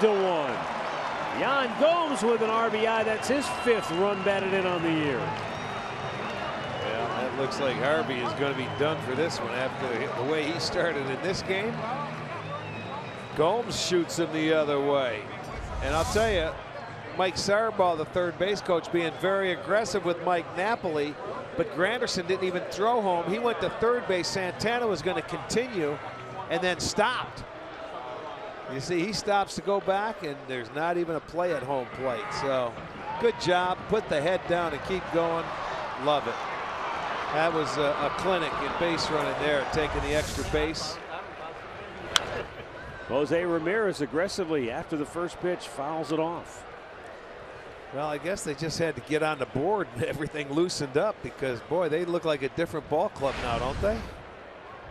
I mean, compared to the first 4 innings. The first 13 batters, it looked easy for Harvey. It was easy. And then the walk to Santana, and he hasn't been right since. That's popped and out of play.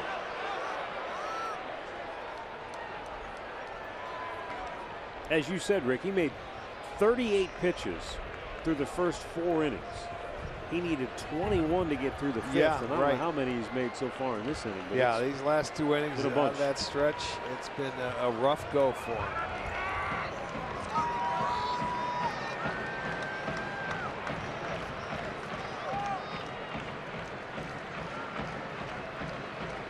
This will be his 19th pitch of the inning.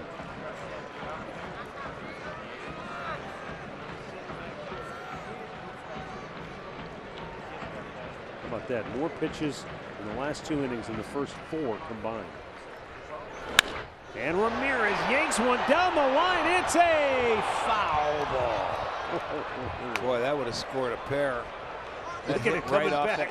That hit right off the wall in the corner. It came right back to the infield. It couldn't have missed by much. Yeah, it did. It missed by a lot, but that's relative. It's all relative. Yeah.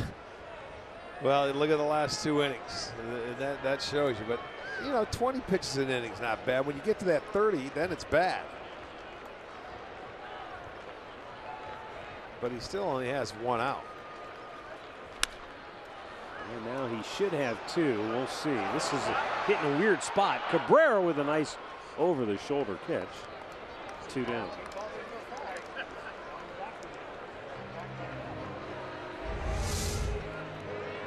Yeah, Cabrera going out. He was the only one going to get there.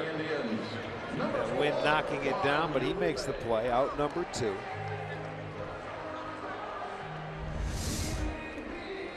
Juan Uribe will be the batter, and Uribe had the tie-breaking hit in the 5th inning when he drove home Jose Ramirez.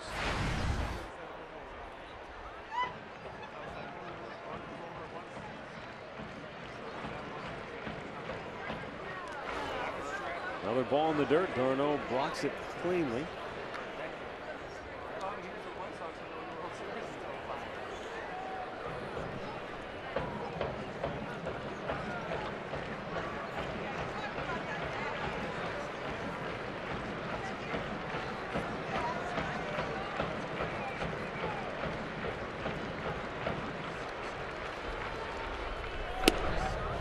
And a strike to the outside edge, 1-1.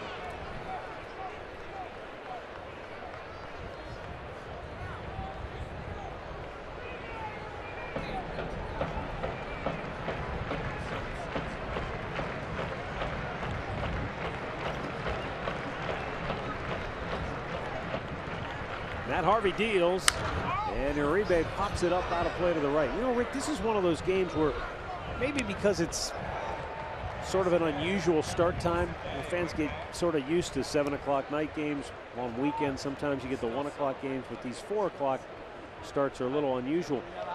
Took a while for people to get here today. They were filing in throughout the first several innings, but now you look around. Yeah. Almost the entire lower deck, including the bleachers and the middle decks, they're completely filled. Uribe checks, he did not go. Why wouldn't you want to come out on a nice, bright, sunny Saturday? Yeah. National League champs are in town from last year. And boy, it was a really good ball game for the first 5. Now the Indians are starting to open it up. 2-2. Up high and a full count. And this could be the last pitch of the game for Matt Harvey, one way or the other. I would have to agree with you there.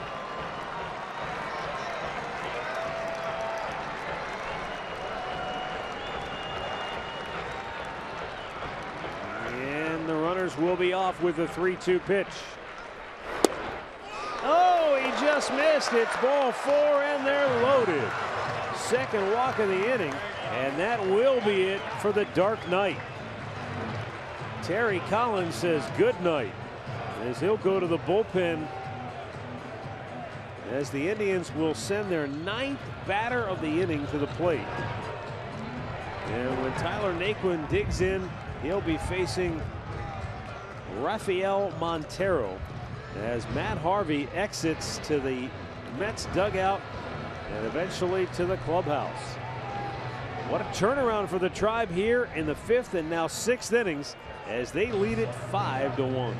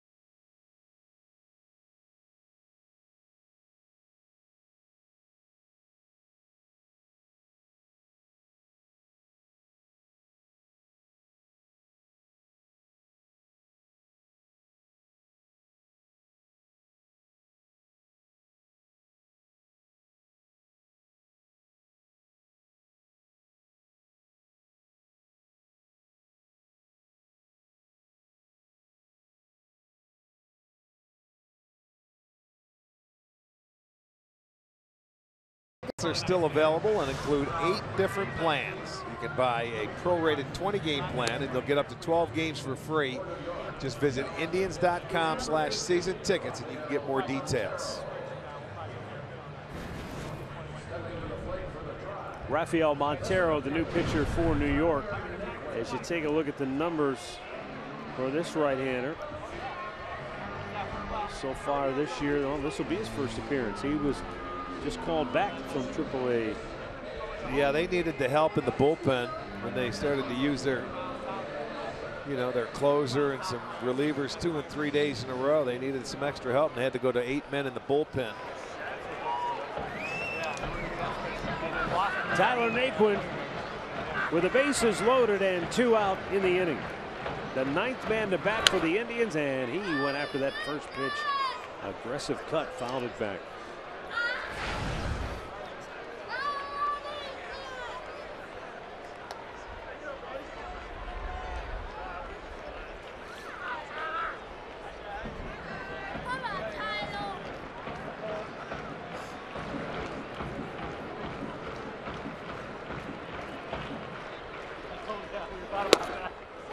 And 2 quick strikes. Well, there's good news from the Indians clubhouse, and that's With regards to Josh Tomlin, it was a right leg cramp, right hamstring cramp. Just a cramp, beautiful. So kind of like that's what it looked like. When we saw the video, it looked like it tightened up on him, cramped up, and that's exactly what it was. So hopefully not a lingering problem for Josh. The 0-2. And 3 pitches gets Montero and the Mets out of the inning. But the Indians really turning the tables on the dark night here this afternoon, and they lead it 5-1.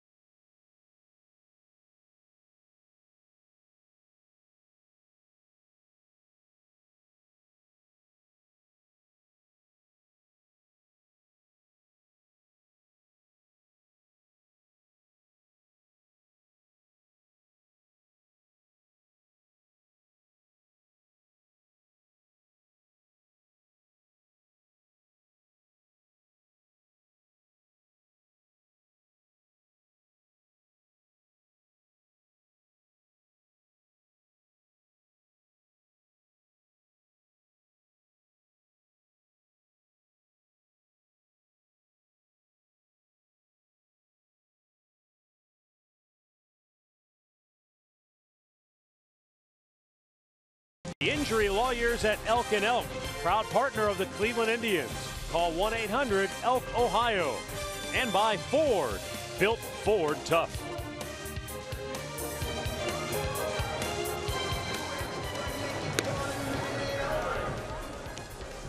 Seventh inning here at Progressive Field.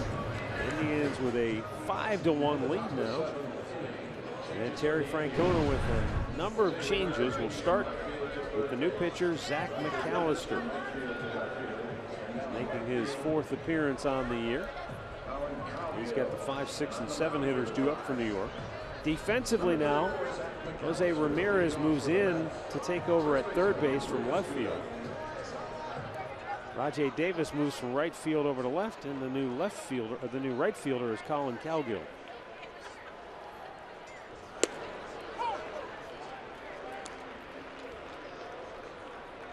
Lucas Duda 0 for 2. He has grounded out and he has flied out.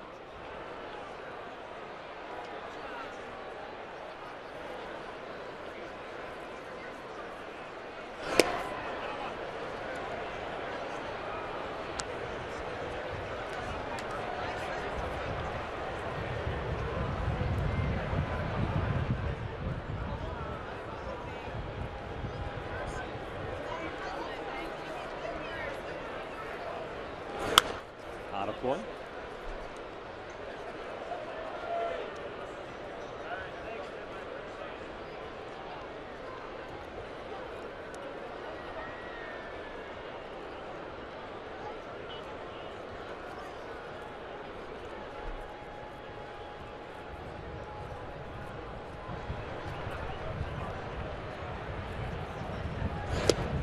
Duda down on strikes. McAllister takes care of him.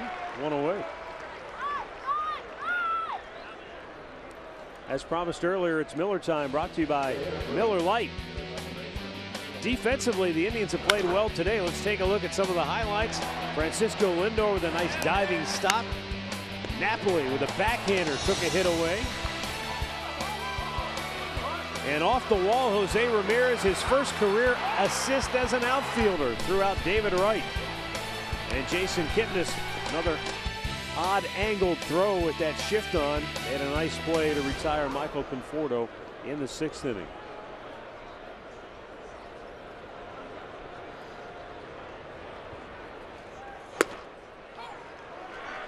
called strike to Neil Walker, who is 0 for 2.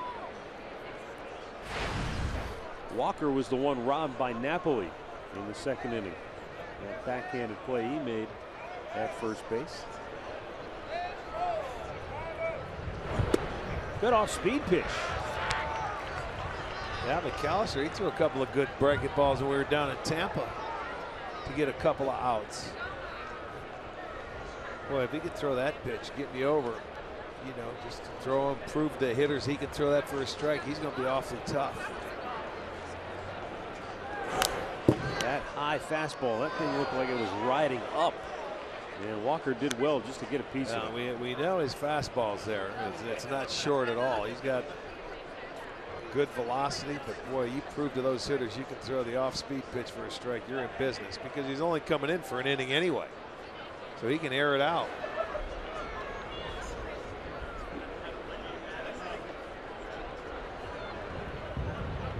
One, two. And it's popped out of play.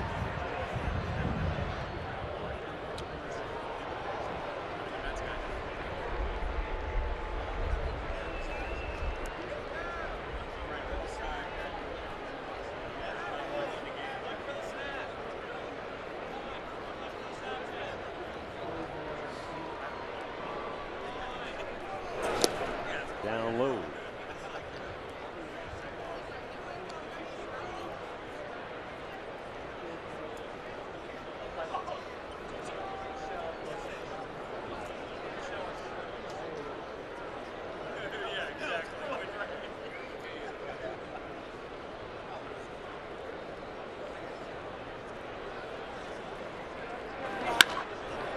In the air to center field. Good day to let him hit it in the air that way. Tyler Naquin makes the catch, and there are 2 down.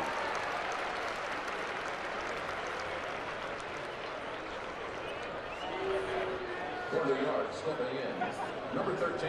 Asdrubal Cabrera is 1 out of 2 tonight. 2 for 5 in the series.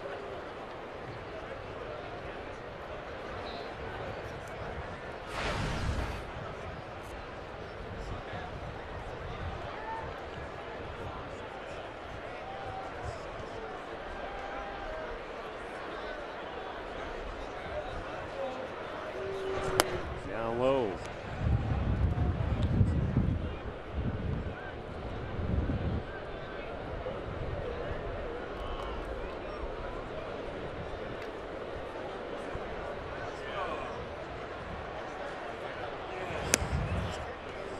Well, after opening the year with 9 straight losses, the Minnesota Twins have now posted back-to-back come-from-behind wins over the Angels. Oh, they came back today again, huh? Yeah, they won 6-4. A couple of 8th-inning home runs by Oswaldo Arcia and Gung Ho Park. That's what you have to do. I mean, when you get into a streak like that starting out the year, you got to find a way to shake hands and say, congratulations, boys. Yeah.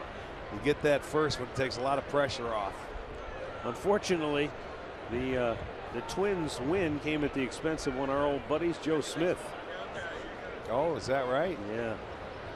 Well, he beat Seth Curry in a pig game, so it doesn't matter. There's a 2-out walk to Asdrubal Cabrera to keep the inning alive for New York. The batter for New York. It'll bring up Travis d'Arnaud. Travis d'Arnaud.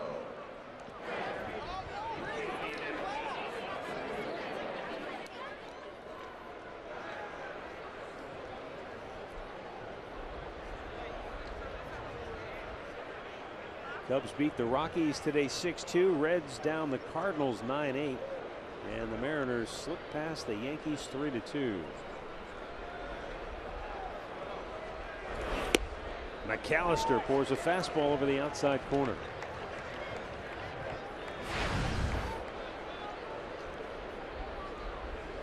Oakland trying to stop Kansas City's 4-game win streak. A's lead the Royals 4-2 after 5 in Oakland.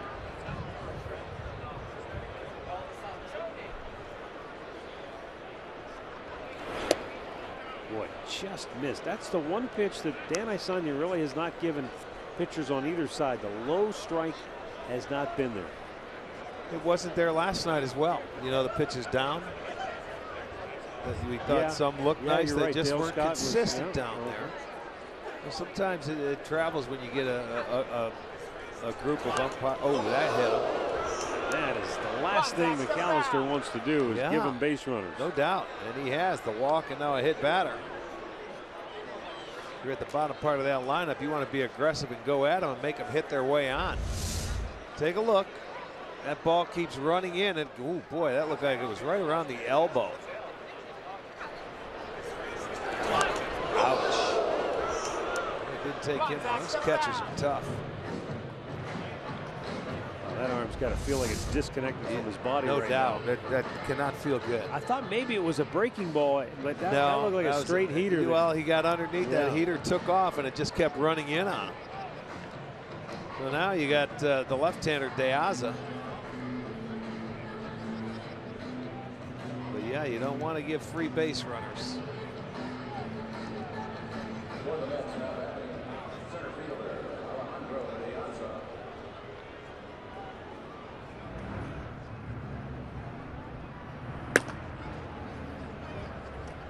Brian Shaw will be getting loose. He'll be next into the fray for the Indians. Will it be in the 7th or will it Hopefully be in the 8th? not. Hopefully McAllister will just put some water on it right now.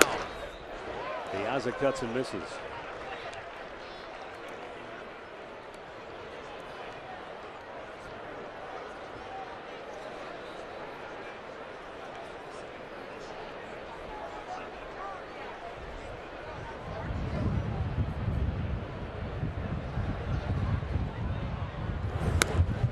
Outside.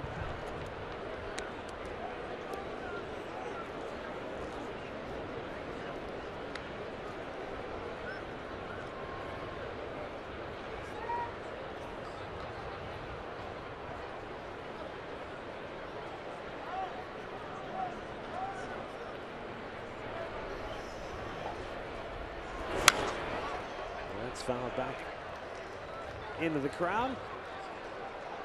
And McAllister now 1 strike from getting out of the inning, but he wants to call Gomes out for a brief chat. I'll make sure we're on the same page with this 1-2 pitch to Piazza.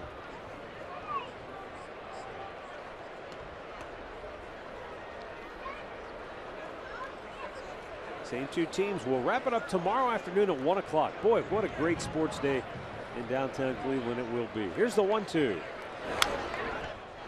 The Indians and Mets will wrap up their series here at 1 o'clock, and then later in the afternoon, the Cavaliers will open the NBA playoffs as they host the Detroit Pistons. Downtown will be hopping, won't it? Yeah, round 1. Yep. Starting tomorrow. Good time of year, spring. The NBA playoffs. Baseball just getting underway. Hockey playoffs.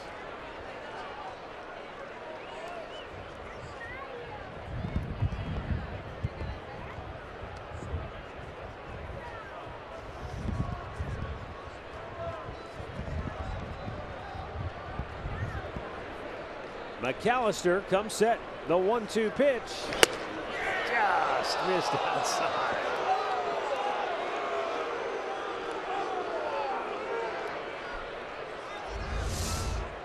Well, you see, anytime you get it close, but that's well off the plate.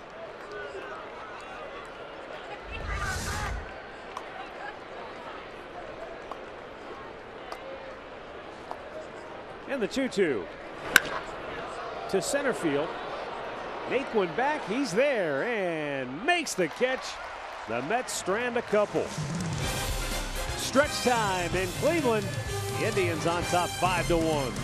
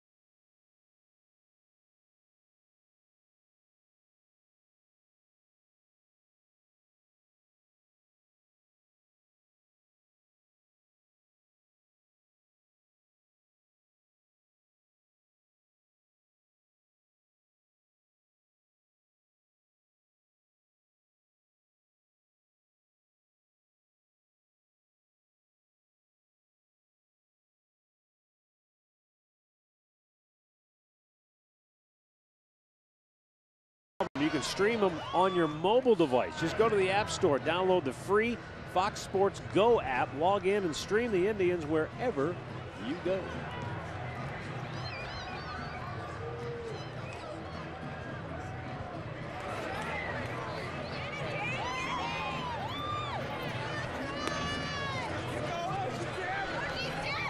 Bottom of the 7th, and the crowd is having fun today. Beautiful afternoon, lots of sunshine. As long as you're not sitting in one of those seats where the wind is blowing right into your face, it probably feels really nice out there today.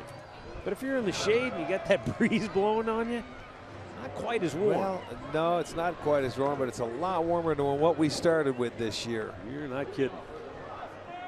I agree with you, but we're getting there. You know, it takes time to get perfection here. As long as we're going to have nice weather for the remainder of this homestand, which looks like we are. Rafael Montero facing Rajai Davis, and a first pitch strike.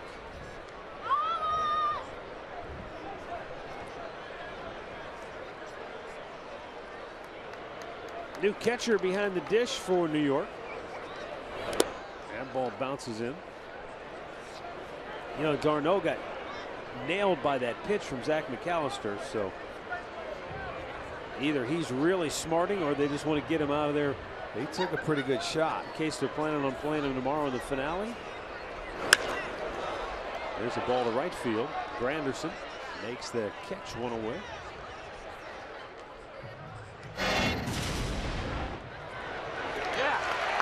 Now back in that 6th inning, the Indians they jumped on Matt Harvey, really turned the tables on. This was a key at bat. That infield in. Well, that was a heads-up play too, to get into scoring position. Gomes will drive him home, but we told you that 3rd time through for Harvey. Coming into it, the hitters were 7 for 11 off him, and then 2, 3. They had 4 more hits in that 6th inning. So that 3rd time through the lineup now in all 3 starts, he's really struggled. Kipnis looks at the pitch low, but they did. The Indians they did everything right. All the little things, timely hitting, little sacrifice, stolen base, advancing a base on a wild pitch. All the little things were done right. Not a play.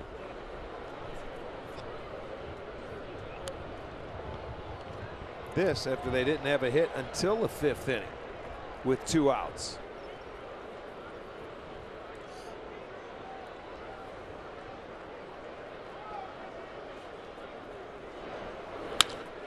Kipnis trying to beat that shift, and he goes the other way for a base hit. Oh, he's starting to get that little swing going where he's taking it to left field. He's driving the ball to left center field.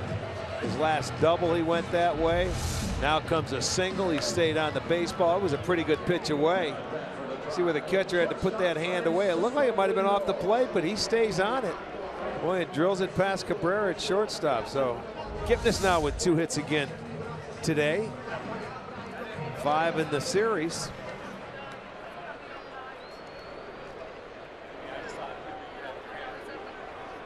Francisco Lindor 0 for 2 on the day.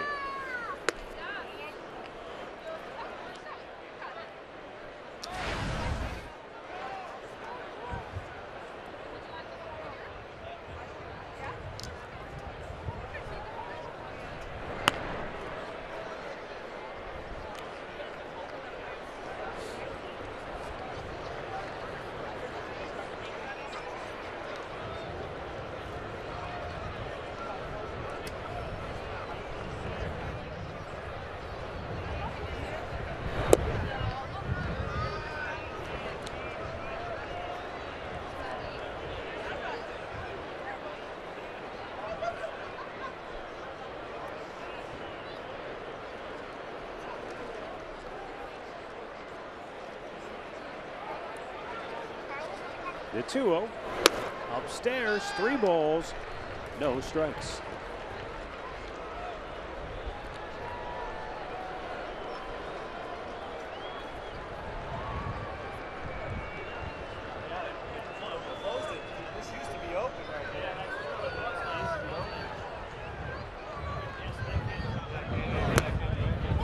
time he finds the zone. It's 3-1.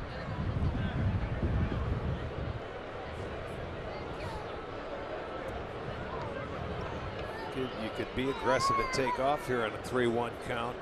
If Lindor likes it, he could go to swinging.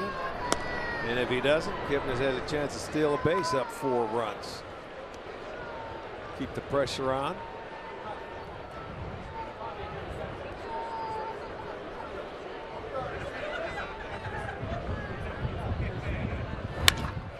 Lindor drives one to right center field. A dive, and he can't get it. It'll go to the wall.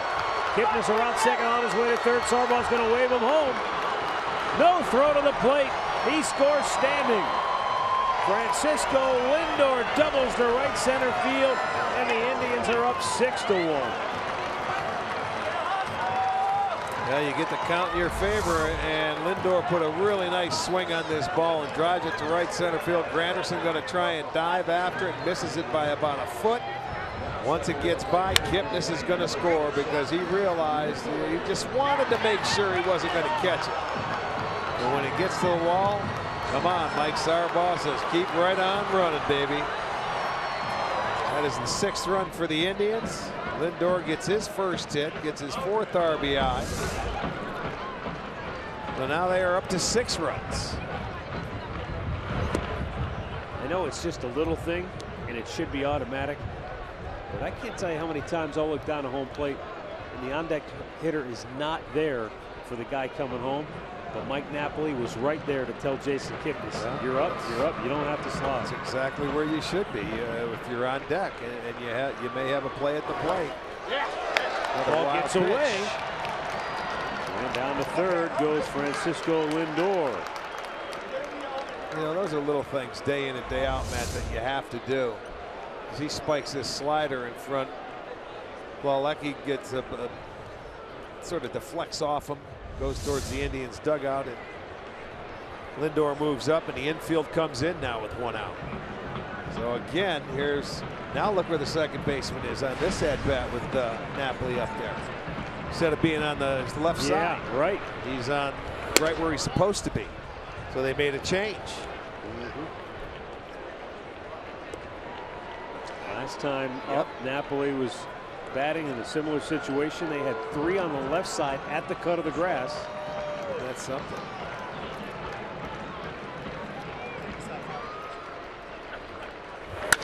Oh, baby.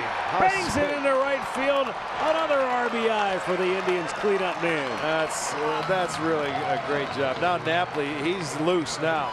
He got that first hit with a runner in scoring position last night, and I'll tell you what, he's doubled up tonight. This one was a bullet. He caught a nice 3-0 pitch with a lot of plate and swung it with authority. So he's swinging it very well right now. He's got a couple RBIs. The Indians have 7 on the board. Now they're getting a little confidence.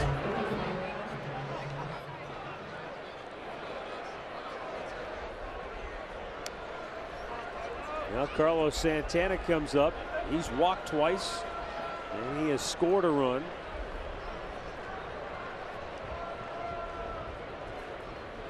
Andre Knott down there next to the Indians dugout.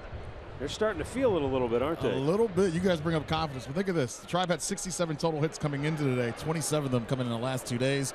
Added 9 in. You guys always say hitting is contagious. It starts to look like this offense maybe picking up, and hey, they've played in a couple days in a row too, which helps. It sure does. Fair ball. They get the out at first and the out at second to end the inning.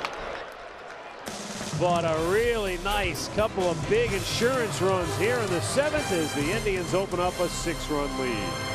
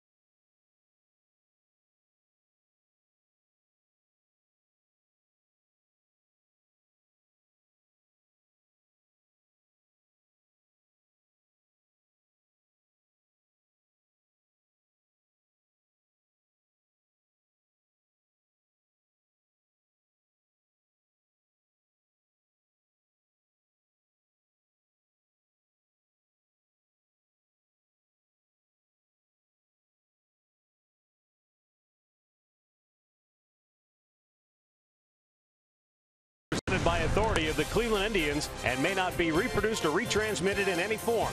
And the accounts and descriptions of this game may not be disseminated without the express written consent of the Cleveland Indians.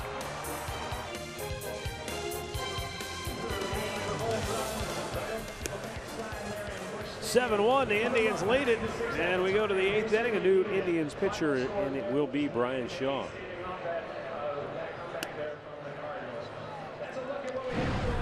Shaw's 4th appearance on the year, as he will face the top of the New York Mets lineup. Yeah, Tomlin ended up going 5 in this ball game, having to come out in the 6th inning because of a leg cramp. Then it was Manship for 1, gave up a hit, zeros across the board. McAllister for 1. Gave up a walk and hit a batter, but had a strikeout. Now it's Shaw's turn.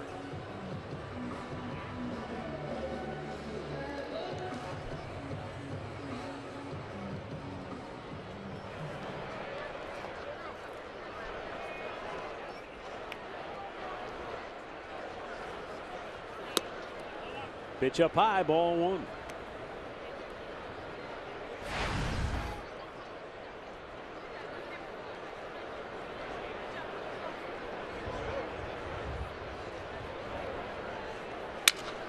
Broke his bat, looked toward left, and it gets down for a hit. Granderson on his way to second base, and he's got himself a broken bat bloop double. Couldn't have placed it any better. The hitter for the Mets, number 5, David Wright.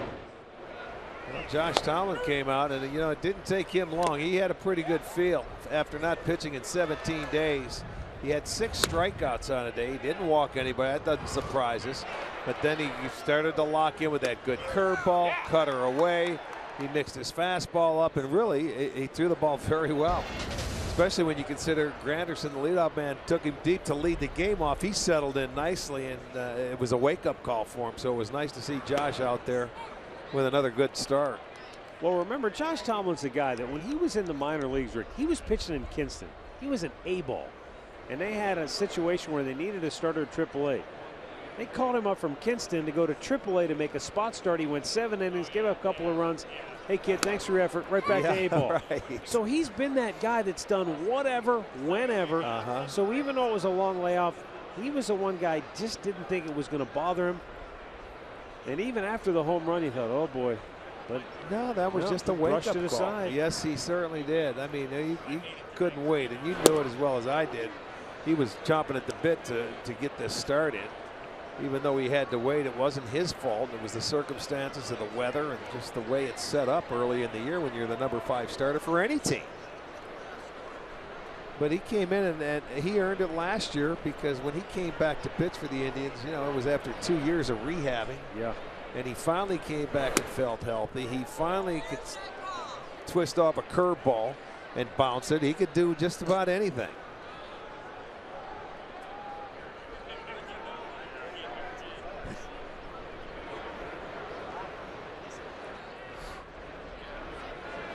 David Wright awaiting the 3-1 pitch. And it's outside, ball 4. So the Mets have 2 on, nobody out. And Brian Shaw will face Michael Conforto.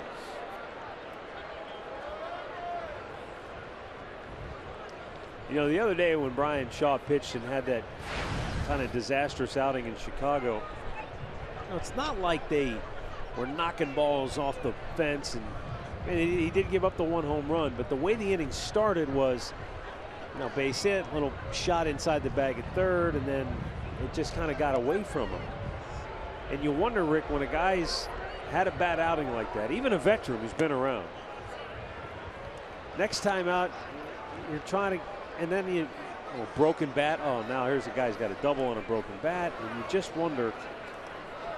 Well, he started out the year tough last year. That's right. When you're talking about the first month, he had a tough go at it. I mean, he did pitch an inning down in Tampa, had a couple strikeouts and settled down. But, this is a guy that he's normally fine. He's give him the ball and let's go. It's 7-1, and you're expecting everything, but you know, sometimes guys start out slowly. He may be one of them.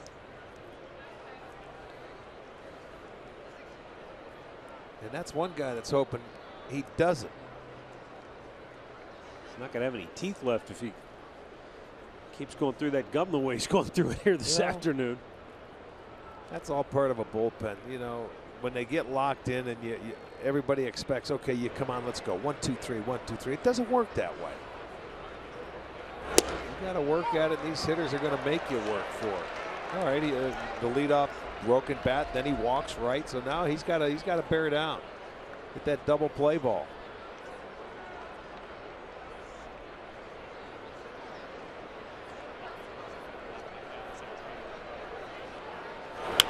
Out of play. 2-2 on Conforto.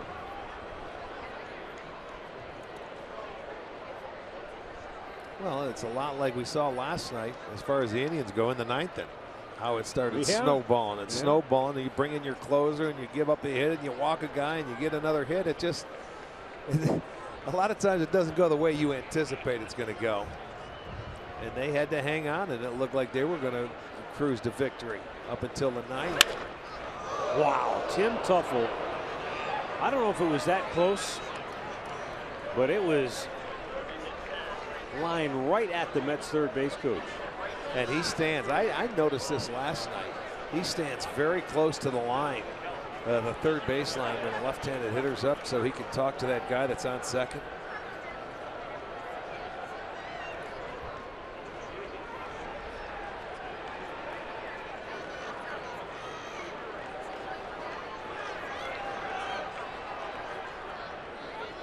The 2-2. Out of play, pulled that foul right side, way out in front of it.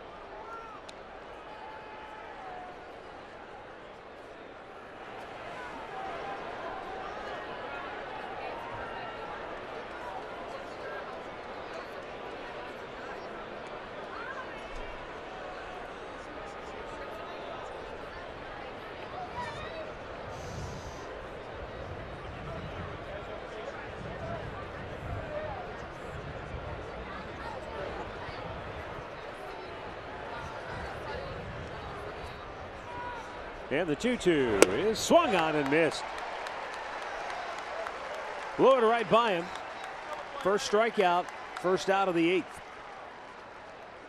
for Brian Shaw. There you go. He gets one by him right here. There's a little cutter in there, or a good fastball. You know, sometimes it's hard to tell if it's a cutter or fastball from Shaw. But he gets out number 1. And now Yoenis Cespedes.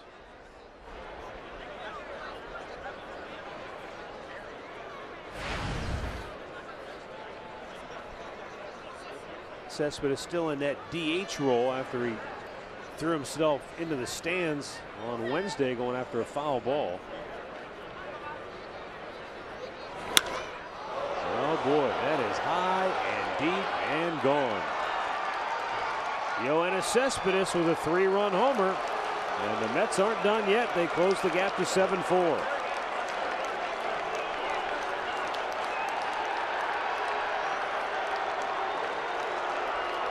Well, that's the one guy you didn't want to throw a low cutter to. Getting the plate, but it didn't take long. He shoots it out of here in a 3-run homer. He had a 2-run homer last night in the 5th. He gets a 3-run homer tonight. Watch this. Inside cutter. Not a good selection there for this guy.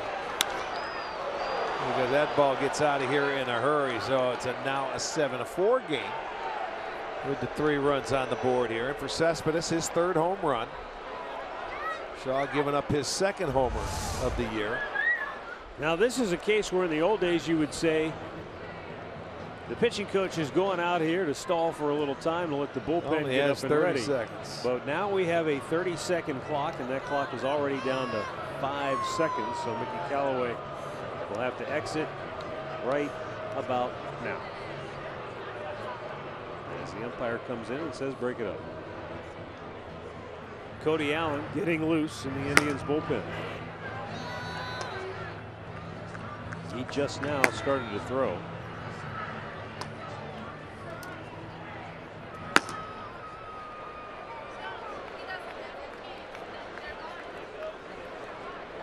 And Lucas Duda, 0 for 3 is the batter.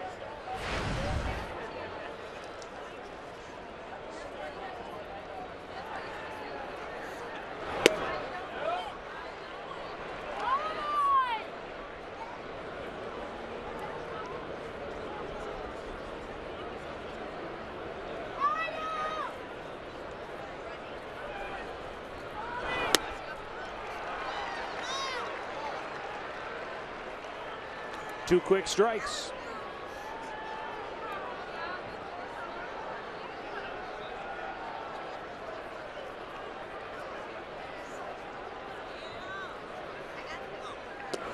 Did he go? He No. did not. No, he kept it back.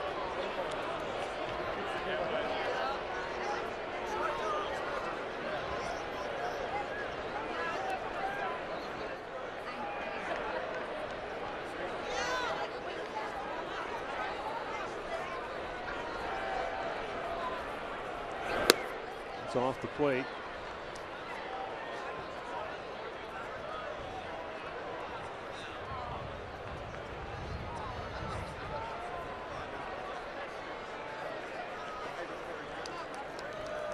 And the 20th pitch of the inning for Shaw is popped up. And this will be Jason Kipnis. 2 down.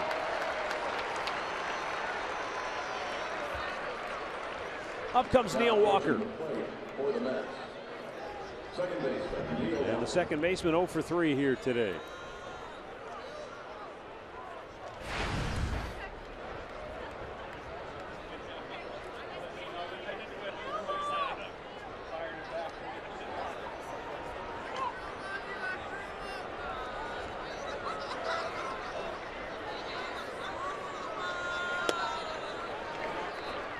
Walker cuts and misses.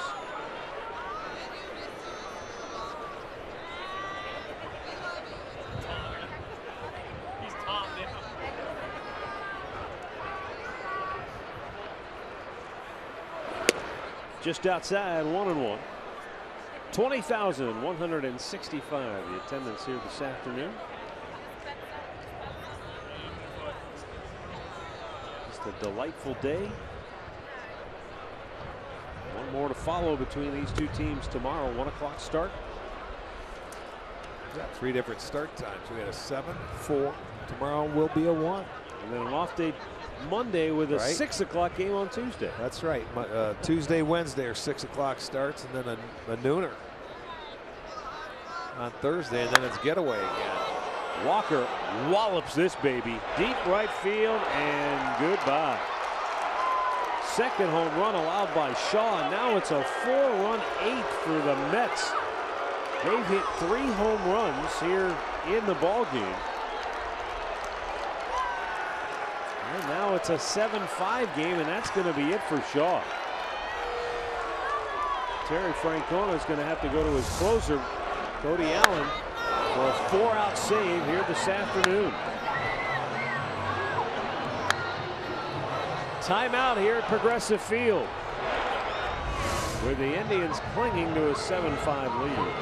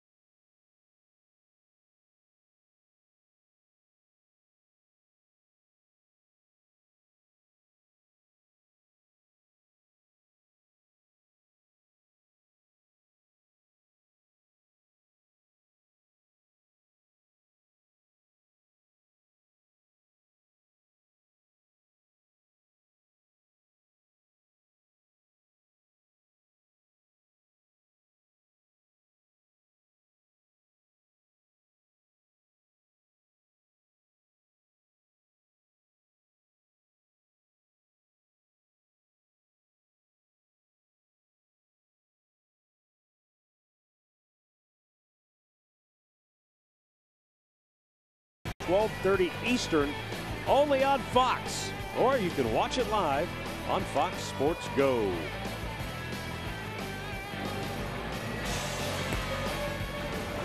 Cody Allen coming on in the 8th inning. Last year he was the king of the multi-inning save. He's going to try to nail one down here this afternoon. He's got the number 7 hitter is Drupal Cabrera coming up. There are 2 outs in the inning.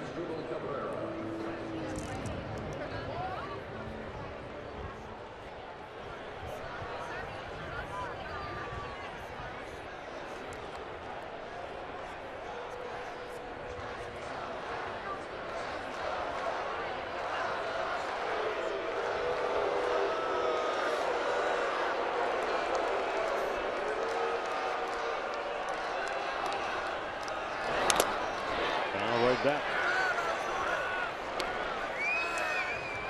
Last year, Cody Allen had 7 saves of more than 1 inning, which was the best in Major League Baseball.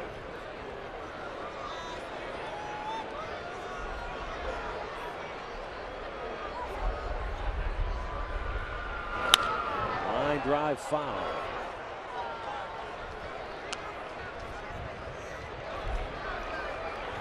Well, his dribble has looked pretty good at the plate in this 2-game series to this point. Stayed on the baseball, taking it the other way. He's turned on fastballs.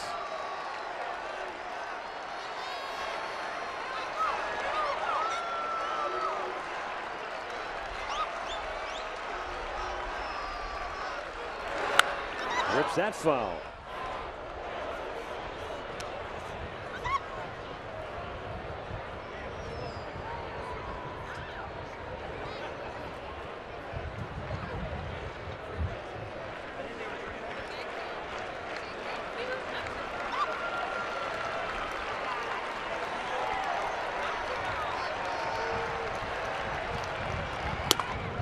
Straighten him up with a good fastball, 1-2. You know, you were talking about Brian Shaw, who got off to a slow start a year ago. Cody Allen, had a tough time getting going out of the gate last year. He told me he looked back on it and he thought part of his problems were too many times he'd get in a tight spot and try to make a perfect pitch instead of just let your defense play behind you. Well, trust your stuff and, let your defense work. There it is. He gets out of the inning. But the Mets play long ball here in the 8th. They hit a couple of homers and they close it to 7-5.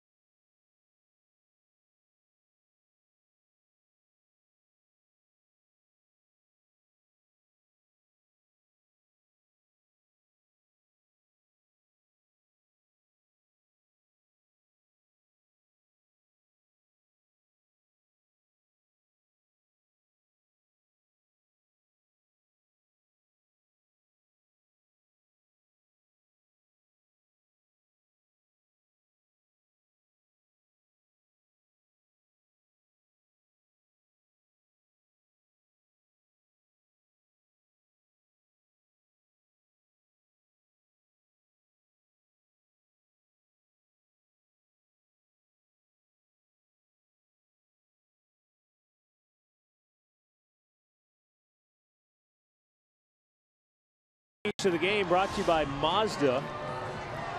Keep the Mets in the park. Well, they let off the game with a home run, And then they kept him in the yard until the 8th inning when Brian Shaw served up a pair of ding-dongs. And the Indians got the hits going with runners in scoring position. Yeah, they started out perfect, 4 for 4 today, but 6 for 8. That's outstanding. Timely hitting. We'll see if they can add a couple of more. The Mets want to continue to hit home runs and try and come back into this game. Jim Henderson on for the 6th time. 0-1 with a 2.70 ERA in his 3 1/3 innings, 7 strikeouts. He's coming on. He's going to face Gomes, Ramirez. And let's see who went into your relay spot. Cowgill, gotcha.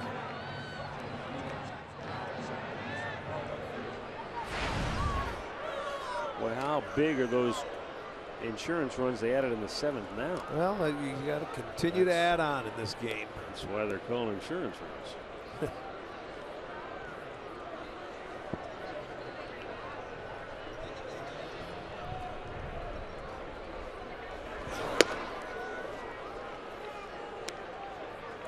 Yan Gomes drove in a run in the 6th.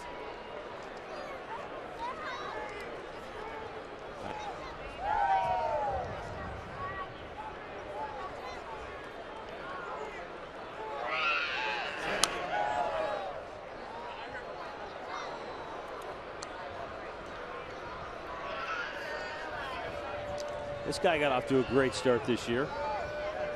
Struck out 7 of the first 9 you face.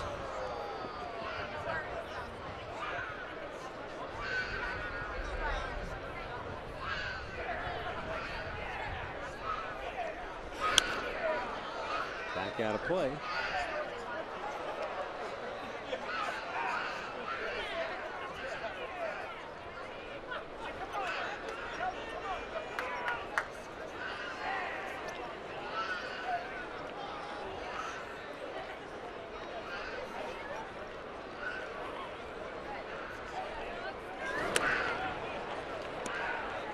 From Calgary, Jim Henderson.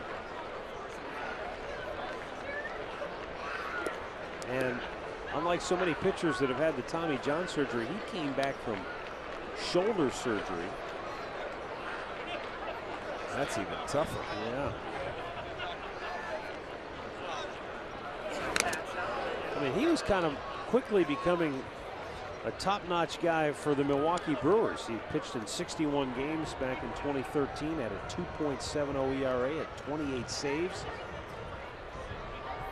And then the shoulder started to go. Needed surgery. Did the Mets take a flyer on him and sign him when he had to rehab? Yep, pretty much.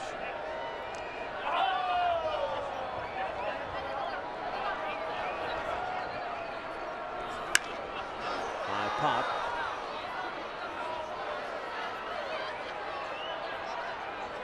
One away. It's not that Jim Henderson is a graybeard by any stretch, but at 33 years old, he was drafted by the Montreal Expos. And then he was Rule 5 by the Cubs a few years later. And then a few years later, after that, he was released by the Cubs. And Milwaukee signed him as a minor league free agent in 2009. He had never pitched a day in the big leagues. And he wouldn't again for 3 more years. And that's when he finally broke through with the Brewers. And then, as I said, the Mets signed him as a minor league free agent December of last year.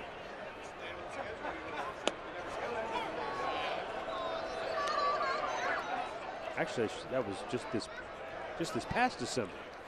Okay. Yeah. 16 or 15. Yeah. I got you. Yep.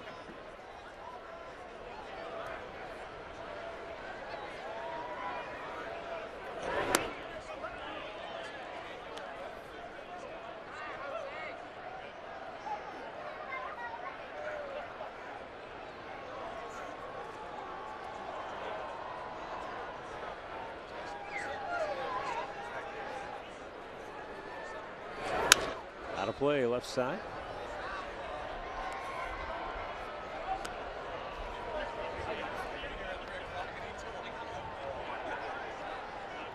Jose Ramirez drove in a run with a double and scored back in the 5th. 1 for 3 on the afternoon.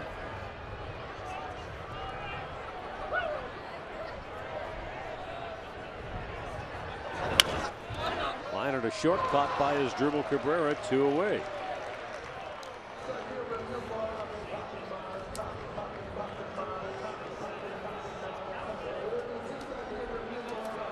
And Colin Cowgill to the plate. 1 for 2 on the day was Juan Uribe. And after Uribe walked in the 6th inning, that's when Cowgill went in as a pinch runner.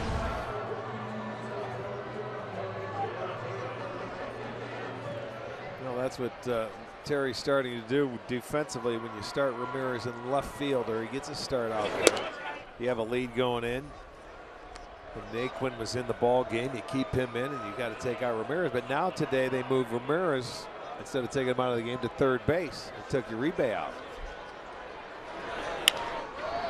Cowgill with a smash to short, and this dribble Cabrera was trying to go with a jump throw to first base, but lost the handle, and it'll be an infield single for You know Cowgill. what? Cabrera had the time. I think he just tried to rush it a little bit too much. He got there and he was going to try and throw it before he really had a grip on it. He realized it. He's a little upset with himself there. He got there. He had to plant and throw, even though Cowgill could get down the line pretty well. And the transfer just never got a grip on it. So it'll go as a base hit.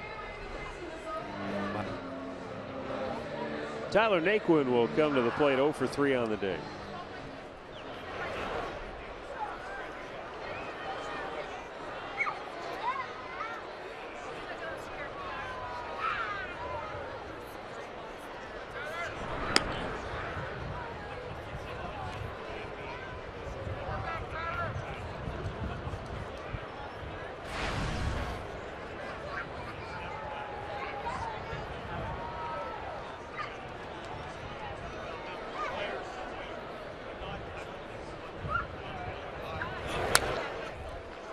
I was talking with Tim Belcher before the ball game, former Indians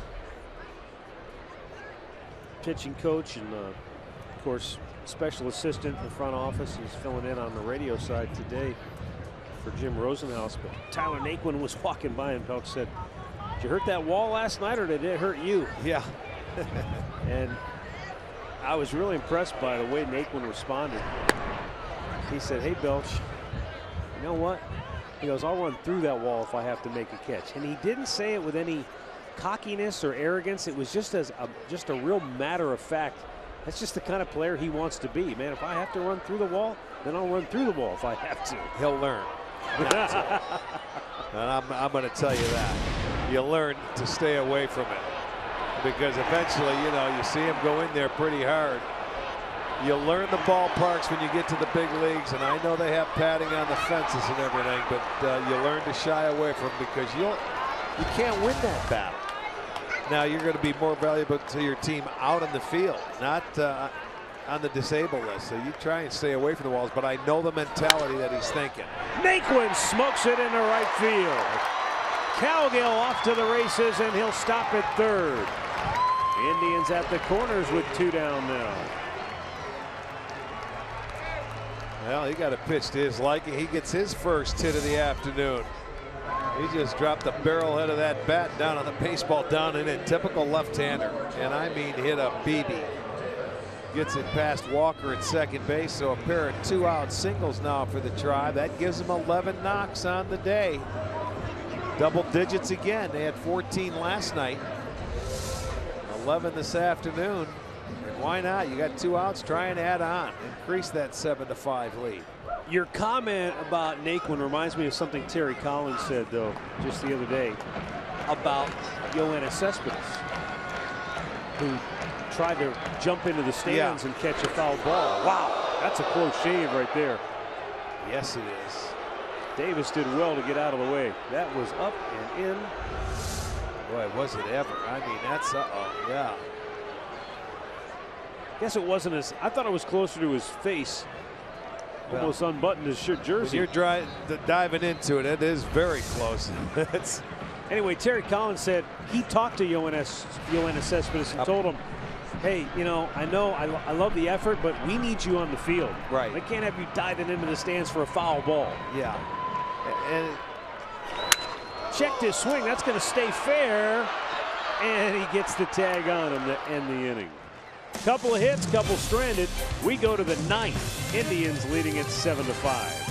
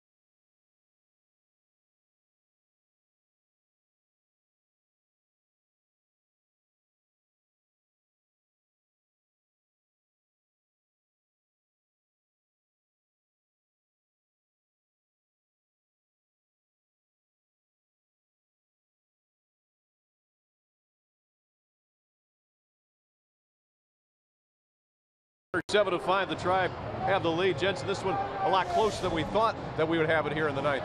Yeah, Cody Allen got to be careful now because it is a two-run game. You got to make sure you get that first guy out. Don't want to have to be worried about guys rolling around out there with the top of the order coming. Join us for Indians Live when this one wraps up. Brought to you by Conrad's Tire Express and Total Car Care. Right now, back upstairs to Matt and Rick. All right, thanks, guys. Cody Allen will go to work. Travis d'Arnaud, Alejandro De Aza. Actually, d'Arnaud's out of the ball game. Is this Plawecki? Yeah. Plawecki will bat. I guess he'd almost have to unless they're carrying a third catcher. That's almost unheard of these days. So Kevin Plawecki, who was a first-round pick a few years ago out of Purdue.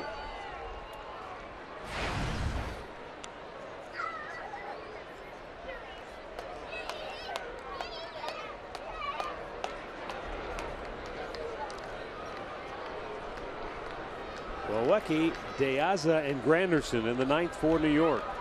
And a foul right back.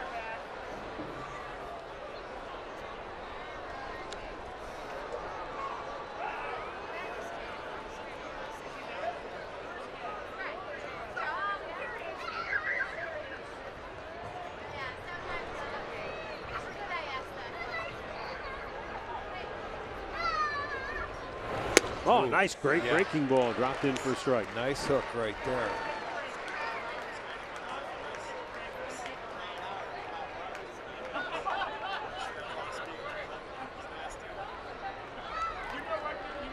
Cody looking for a 4-out save.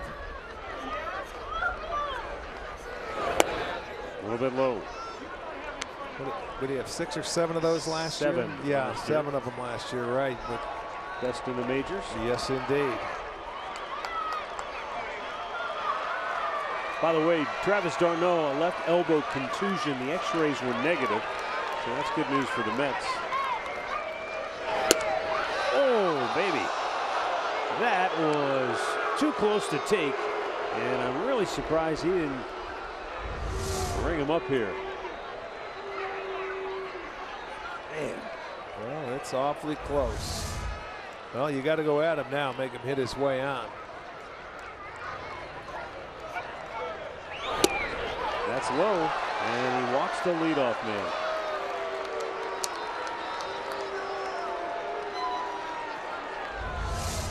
Take a look at this pitch. This is going to get. Well, they wanted it inside, and you see Gomes is going to give him a good target for the plate, and that one didn't miss by much either. But it's ball 4, so they get their leadoff man aboard, and now the tying run comes to the plate.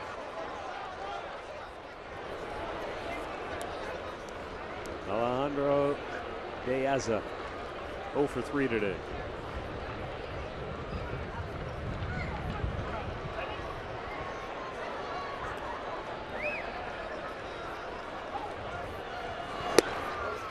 There's a strike call.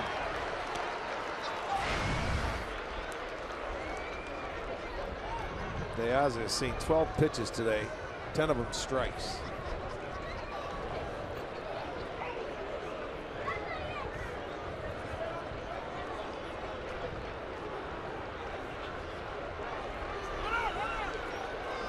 Well, that's a late giving him time. He comes set and ready to go. Let's see. I mean, normally the umpires will not give it to the hitter. I can't see him, and there it is. Oh man! Yeah. I mean, he's. Yeah. Normally umpires won't give it to you then. Oh, beautiful off-speed pitch. But again, he's been here before. Last time he couldn't get the umpire to raise his right hand.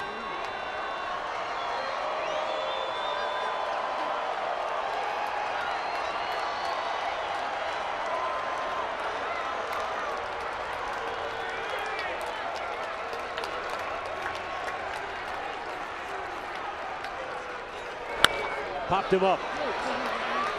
And Lindor calls for it. 1 away.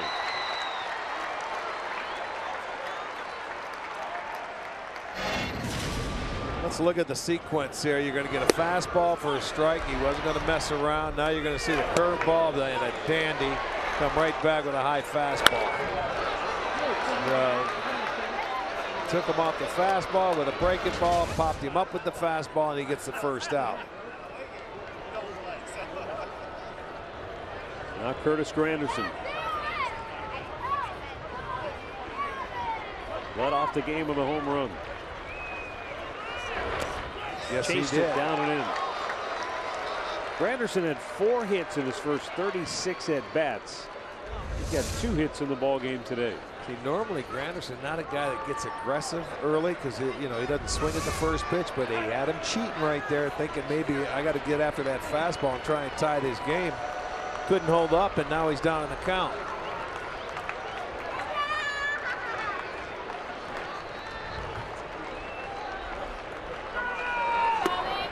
Came back with it, and Granderson lays off 1-1.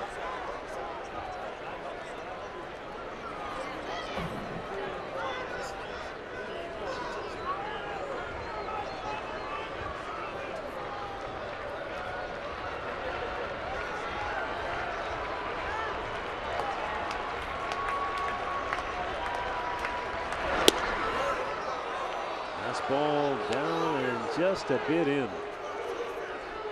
2-1.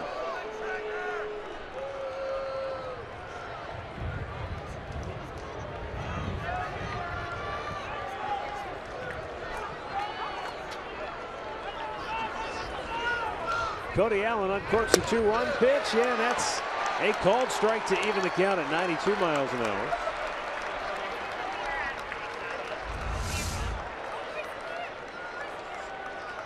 There you go. That pitch a little higher. He gets the call.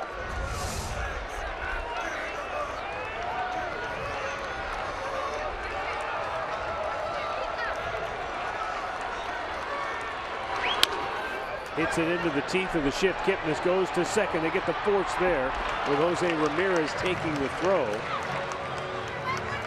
So that put out will go 4-5. Granderson aboard on the fielder's choice, and with 2 outs, the tying run will still be at the plate in the form of David Wright. But now no shift. The Indians will go to more of a traditional defensive alignment.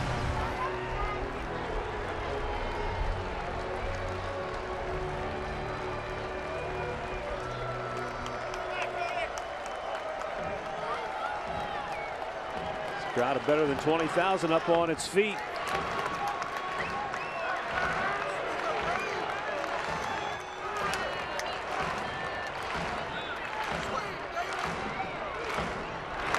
Low, ball 1.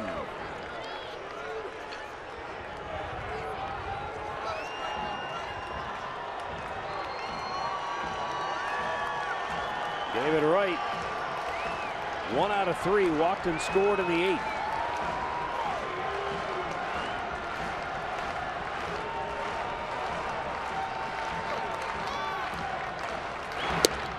Granderson at first base still runs well, but his run doesn't matter. It's right at the plate. Yeah, absolutely. That's the one that really counts.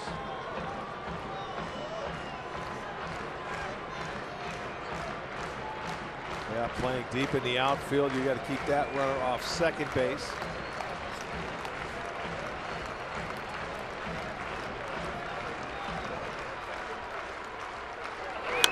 Back out of play, it's 2-1. Yeah, you knew Wright was going to have a swing. You get the count in your favor, 2-0. He was looking for the fastball and fouled it off.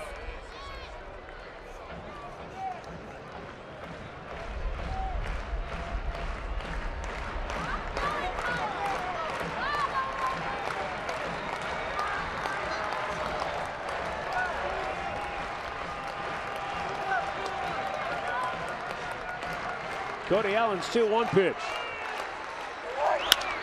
Hit right at Lindor. He'll go to Kipnis, and the game is over. The Indians hold on to win it by a final score of 7-5 and even the series at a game apiece.